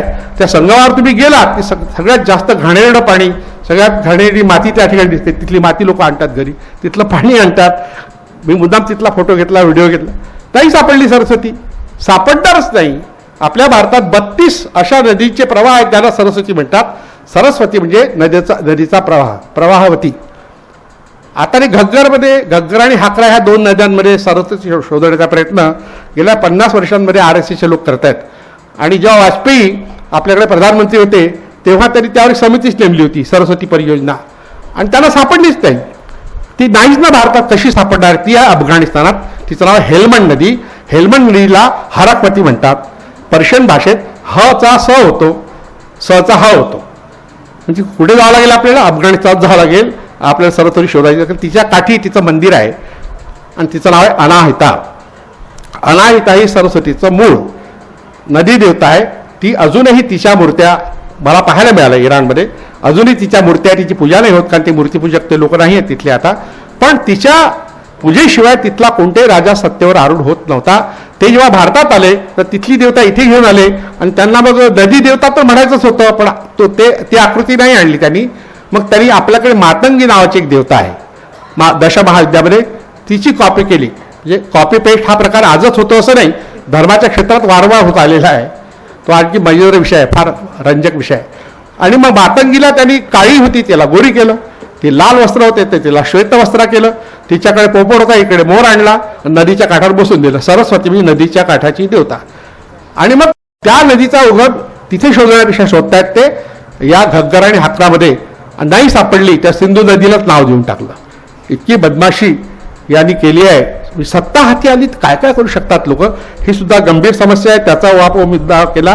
पण या मागे त्यांचा उद्देश आहे की सिंधू नदीवर हक्क सांगायचा. आणि तो हक्क सांगितलाय M.K. ढवळीकर, याला पद्मश्री पदवी मिळाली. आर्यांच्या शोधात नावाच्या पुस्तकामध्ये त्यांनी स्पष्ट म्हटलं की ही सिंधू संस्कृती ही आर्यांची होती. आता आर्यांची संस्कृतीच नव्हती, मुळात ते गोपालक होते. यज्ञ संस्था त्यांच्याकडे होती आणि यज्ञ संस्था जे मान्य करीत होते त्यांना ते आस्तिक म्हणत होते, त्यांच्या खेम्यात सामील करून घेत होते. ज्या ज्या लोकांनी यज्ञ संस्था मान्य केली, ऋग्वेद मान्य केला आणि त्यातल्या त्यात चातुर्वर्ण्य मान्य केलं, त्या त्या लोकांना आर्य संघात सामील करून घेण्यात आलं. गृहसमद हा सगळ्यात जुना आपला पूर्वज त्यांच्या खेम्यात गेला. आजचा जो सदानंद मोरे आहे, आणखी नावं खूप असतील. तर अशा तऱ्हेने हे जे सातत्याने होत आहे त्याचा आढावा माझ्या एका ग्रंथामध्ये केला आहे. ग्रंथच झाला आहे हा. सगळ्यात शेवटला मुद्दा संविधानाचा, ज्याच्याकरता आपण भांडतो आहोत. संविधानाची निर्मिती जेव्हा होत होती तेव्हाही संघाच्या लोकांनी म्हटलं, गोळवळकरांनी म्हटलं, हे संविधान आमचं नाही, हे गोधडी आहे. आम्ही हिंदूचं वेगळं संविधान करू आणि तसं संविधान त्यांनी तयार केलं आणि आता ह्या 3 फेब्रुवारीला जाहीरी करून टाकलं. वाजपेयी जेव्हा सत्तेवर होते तेव्हा त्यांनी एक आणखी वाजपेयीसारखं कोणीतरी म्हटलं कमल भारतींना, अशी दूषणं देऊ नये इतक्या चांगल्या माणसाला. म्हणजे वाजपेयी चांगले होते असं आपलं एक मत आहे, गैरसमज आहे आपला. त्यांच्या काळात संविधान फेर विचार समिती नेमण्यात आली आणि करोडो रुपये खर्च झाले त्या समितीसाठी. त्याचा प्रमुख होता अरुण जेटली, जो वकीलच होता. त्यांना खूप अभ्यास केल्यावर कळलं की संविधानाचा फेरविचार करता येत नाही, संविधानाची पुनर्रचना करता येत नाही, संविधानाची दुरुस्ती करता येत नाही. एवढा एक शब्द करण्याकरता कोट्याधी रुपये आपले खर्च केले. त्या वाजपेयीला चांगलं कसं काय म्हणणार तुम्ही? आताचे जे आहे ढोर डॉक्टर ते वारंवार म्हणत गेले की बा आम्ही संविधान बदल करू. बदल नाही करता येत ना बापा, दुरुस्ती करता येते ना, आहे ना आपल्याकडे व्यवस्था, बाबासाहेबांनी करून ठेवली ना. इतके मूर्ख लोक सत्तेवर असल्यावर नवं संविधान ते आणू पाहतायत. आणि एक गोष्ट त्यांनी केली आहे, मनुस्मृतीतल्या वचनांचा समावेश त्यात केलेला आहे आणि विशेषतः पाठ्यक्रमात IKS इंडियन नॉलेज सिस्टीम या सिस्टीममध्ये त्यांनी हा प्रकार केला आणि त्यातल्या त्यात आता NEP नॅशनल एज्युकेशन पॉलिसी यामध्येही केला. हे सगळे जे सुरू आहे दडपशाही, हे अतिशय भयावह वातावरण आहे. कारण रात्री मला एका जुन्या विद्यार्थ्याचा फोन आला, तो असं म्हणाला की आता ते नवीन कायदा आणतायत जे सरकारविरोधी बोलतील. आता मी जो 2, 3, 4, 5 वाक्य जे बोलले ते यावर अटक होऊ शकते, मला देशद्रोही म्हणून मला शिक्षा होऊ शकते असा एक कायदा ते आणतायत. म्हणजे तुम्हाला बोलण्याचा अधिकार नाकारण्यात येतोय, तुम्हाला लिहिण्याचा अधिकार नाकारण्यात येतो, याचा अर्थ तुम्हाला जगण्याचा अधिकार नाकारण्यात येतो. भयावह स्थिती आहे. याचा सामना मला आत्ता करावा लागला. किशोर ढवाले आणि प्रतिभा परदेशीने मला फिरवलं अर्ध्या महाराष्ट्रात गेल्या 10 दिवसात. लोक म्हणलं तुम्हाला कशाला फिरवलं, कोणाला तरी फिरवलं, तर मी फिरण्यासारखं आहे असं वाटलं असेल. आणि पत्रकार परिषदेमध्ये हरदास साहेबांनी सांगितलं की एक तरुण अध्यक्ष यावेळेस निवडला आहे मी. तर मला एकाने प्रश्न केला औरंगाबादच्याच पत्रकारांनी, तुम्हाला हे आव्हान पेलवेल काय? त्या तरुण वगैरे म्हणाले ठीक आहे म्हटलं, मी वय सांगत नाही. आणि मी महिला महाविद्यालयात होतो त्यामुळे आम्हाला वय सांगायची सवय नाही. परवा एक गंमत झाली, अजित नद्दाफ साहेब भेटले, त्यांच्या हस्ते माझा सत्कार होता, पण त्यांना मात्र मी वय सांगितलं. ते म्हणाले तुम्ही अजून 20 वर्ष काम करू शकता. त्यांचं वय 91 वर्ष आहे. अजून 20 वर्ष काम करू शकता. तर परवाचा अनुभव सांगतो दडपशाहीचा. दिलीप चव्हाण नांदेडच्या स्वामी रामानंद तीर्थ विद्यापीठात भाषा संकुल आहे, भाषा विभागाचे संचालक आहेत. त्यांना वाटलं लातूरमध्ये आपल्या नांदेडमध्ये हा माणूस आला आहे, निमित्त आहे विद्रोही साहित्य संमेलनाचं, पण व्याख्यान ठेवूया आपण भाषेवर, भाषा साहित्य इतिहास अशा विषय त्यांनी ठेवला. आता अशी परिस्थिती आहे आज आपल्या विद्यापीठांची की कुलगुरूला विचारावं लागतं. हा पहिला टप्पा. कुलगुरू विचारतो राज्यपालाला. राज्यपालाने एक माणूस नियुक्त केला आहे. विद्यापीठांना एखादं व्याख्यान ठेवायचं असेल तरी राज्यपालाला विचारावं लागतं. त्यांनी कुलगुरूला विचारलं, त्यांना परवानगी मिळाली, माझं व्याख्यान ठेवलं गेलं. पण त्याच्या आधी एक फोन त्यांना आला सिनेट सदस्याचा, असाच होता ढोर डॉक्टर कोणतरी, पण राज्यपाल नियुक्त होता. ढोर डॉक्टर फार क्रांतिकारक असतात. त्यांनी सांगितलं हे विद्रोही साहित्य संमेलनाचा अध्यक्ष इथे येतो आहे म्हणजे हा देशद्रोही आहे आणि याच्यावर आम्ही कारवाई करू, याच्या भाषणावर आम्ही कारवाई करू. ते म्हणाले ते आम्ही कुलगुरूची परवानगी घेतली आहे, तुम्ही सिनेट सदस्य, आम्ही मान राखतो तुमचा, पण जे व्याख्यान होईल त्याची कॉपी तुम्हाला देऊ. आता ही परवाची अवस्था 8-10 दिवसापूर्वीची गोष्ट आहे. म्हणजे एखाद्याचं भाषण कुलगुरूने ठेवलेलं आहे की मान्यता दिली आहे, ते रद्द करणारा ढोर डॉक्टर अवतीभोवती आपल्या आहे. म्हणजे हे काही संकट संपलेलं नाही, पण आपण हे संकट समजू नये असं मला वाटतं, इष्टापत्ती समजावी. म्हणजे जेव्हा जेव्हा यांची सत्ता आली तेव्हा तेव्हा जास्त सक्रिय आपण झालो आहोत. जेव्हा 14 सत्ता आली यांची, तेव्हा माझा एक कवी मित्र म्हणाला, राणा सर आपलं काय होणार? आपलं म्हणजे कवीचं, शेतकऱ्याचं काय होणार हा प्रश्न नाही विचारत कोणी, आदिवासींचं काय होणार हा प्रश्न नाही विचारत, गरिबाचं काय होणार, कष्टकऱ्यांचं काय, कवीचं काय होणार? म्हणजे कवी फार मोठा व्यक्तिमत्व आहे का? अरे म्हटलं संविधान आहे, भारतीय संविधान जोपर्यंत आहे तोपर्यंत आपल्याला धोका नाही. संविधानाचं रक्षण करणं आपलं कर्तव्य आहे आणि हे जे संमेलन आहे संविधानाला अर्पण करण्यात आलं आहे याचा आम्हाला अभिमान आहे. ज्या ज्या लोकांनी माझ्या निवडीकरता जे कष्ट घेतले त्यांना काही त्रास झाला असेल नसेल किंवा प्रेम असेल त्यामुळे त्रास झालाही नसेल, त्या सर्वांचे आभार मानतो आणि थांबतो. जय हिंद, जय भारत.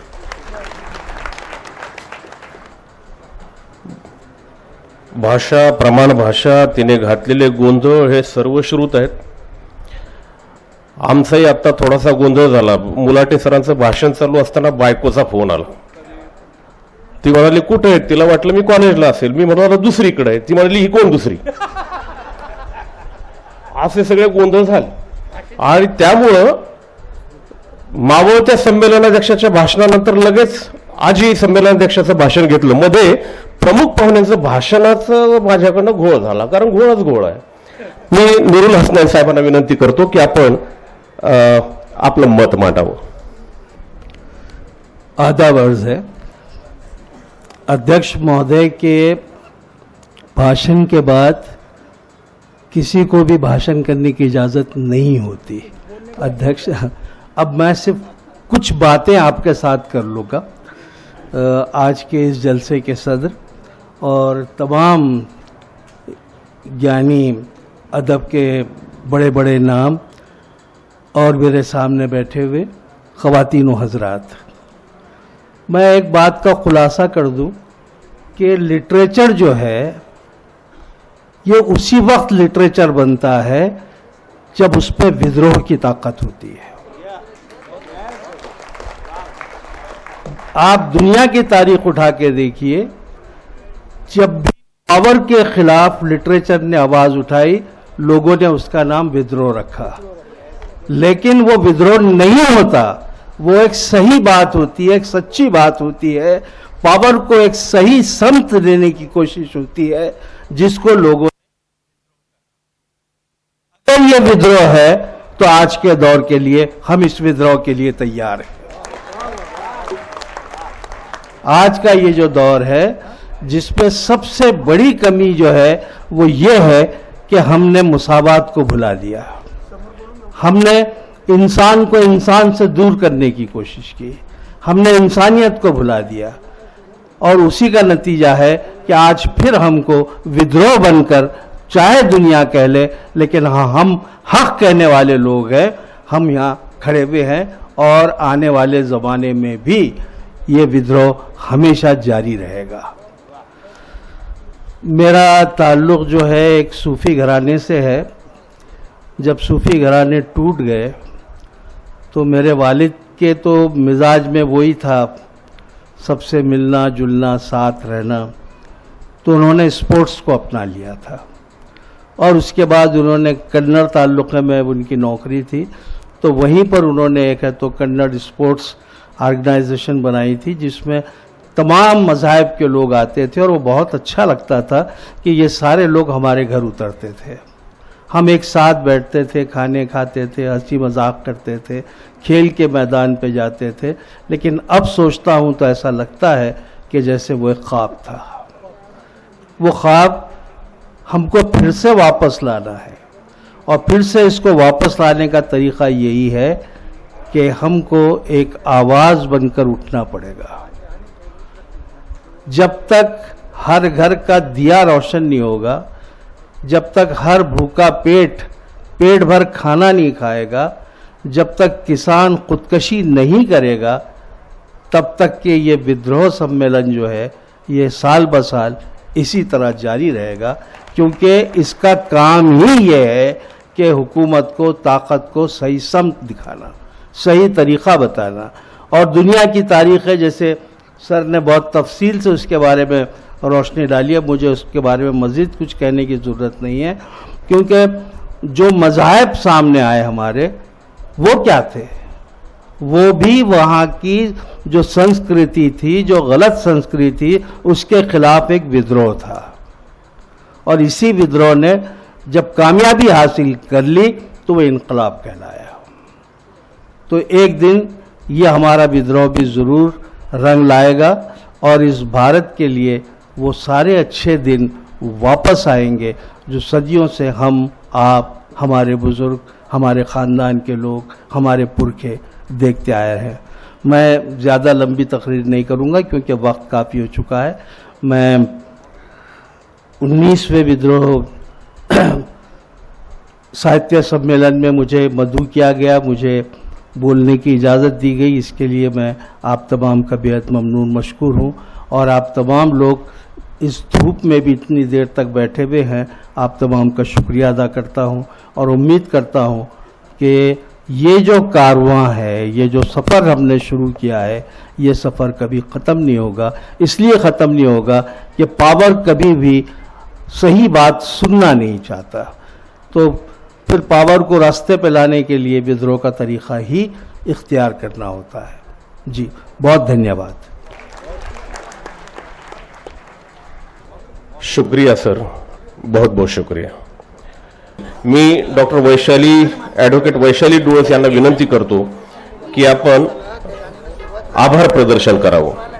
19व्या विद्रोही मराठी साहित्य संमेलनाच्या या उद्घाटन सत्रामध्ये विचारमंचावरती उपस्थित असणारे सन्माननीय मावळते संमेलनाध्यक्ष डॉक्टर वासुदेव मुलाटे सर, त्यांनी या ठिकाणी म्हणजे काल बरं नसतानाही या ठिकाणी उपस्थित राहून आपल्याला मार्गदर्शन केलं, त्याबद्दल मी त्यांचे या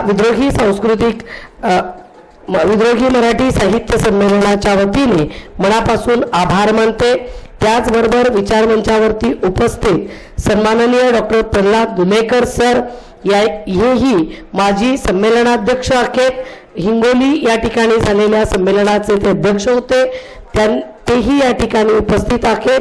त्यांचेही मी विद्रोही मराठी साहित्य संमेलनाच्या या वर्षीच्या संयोजन समितीतर्फे आभार मानते। डॉक्टर प्रतिभा हिरे या निपाणी या ठिकाणी झालेल्या विद्रोही साहित्य संमेलनाच्या अध्यक्ष होत्या, मॅडमही या ठिकाणी आवर्जून उपस्थित आहेत, त्यांचेही संयोजन समितीतर्फे मी आभार मानते।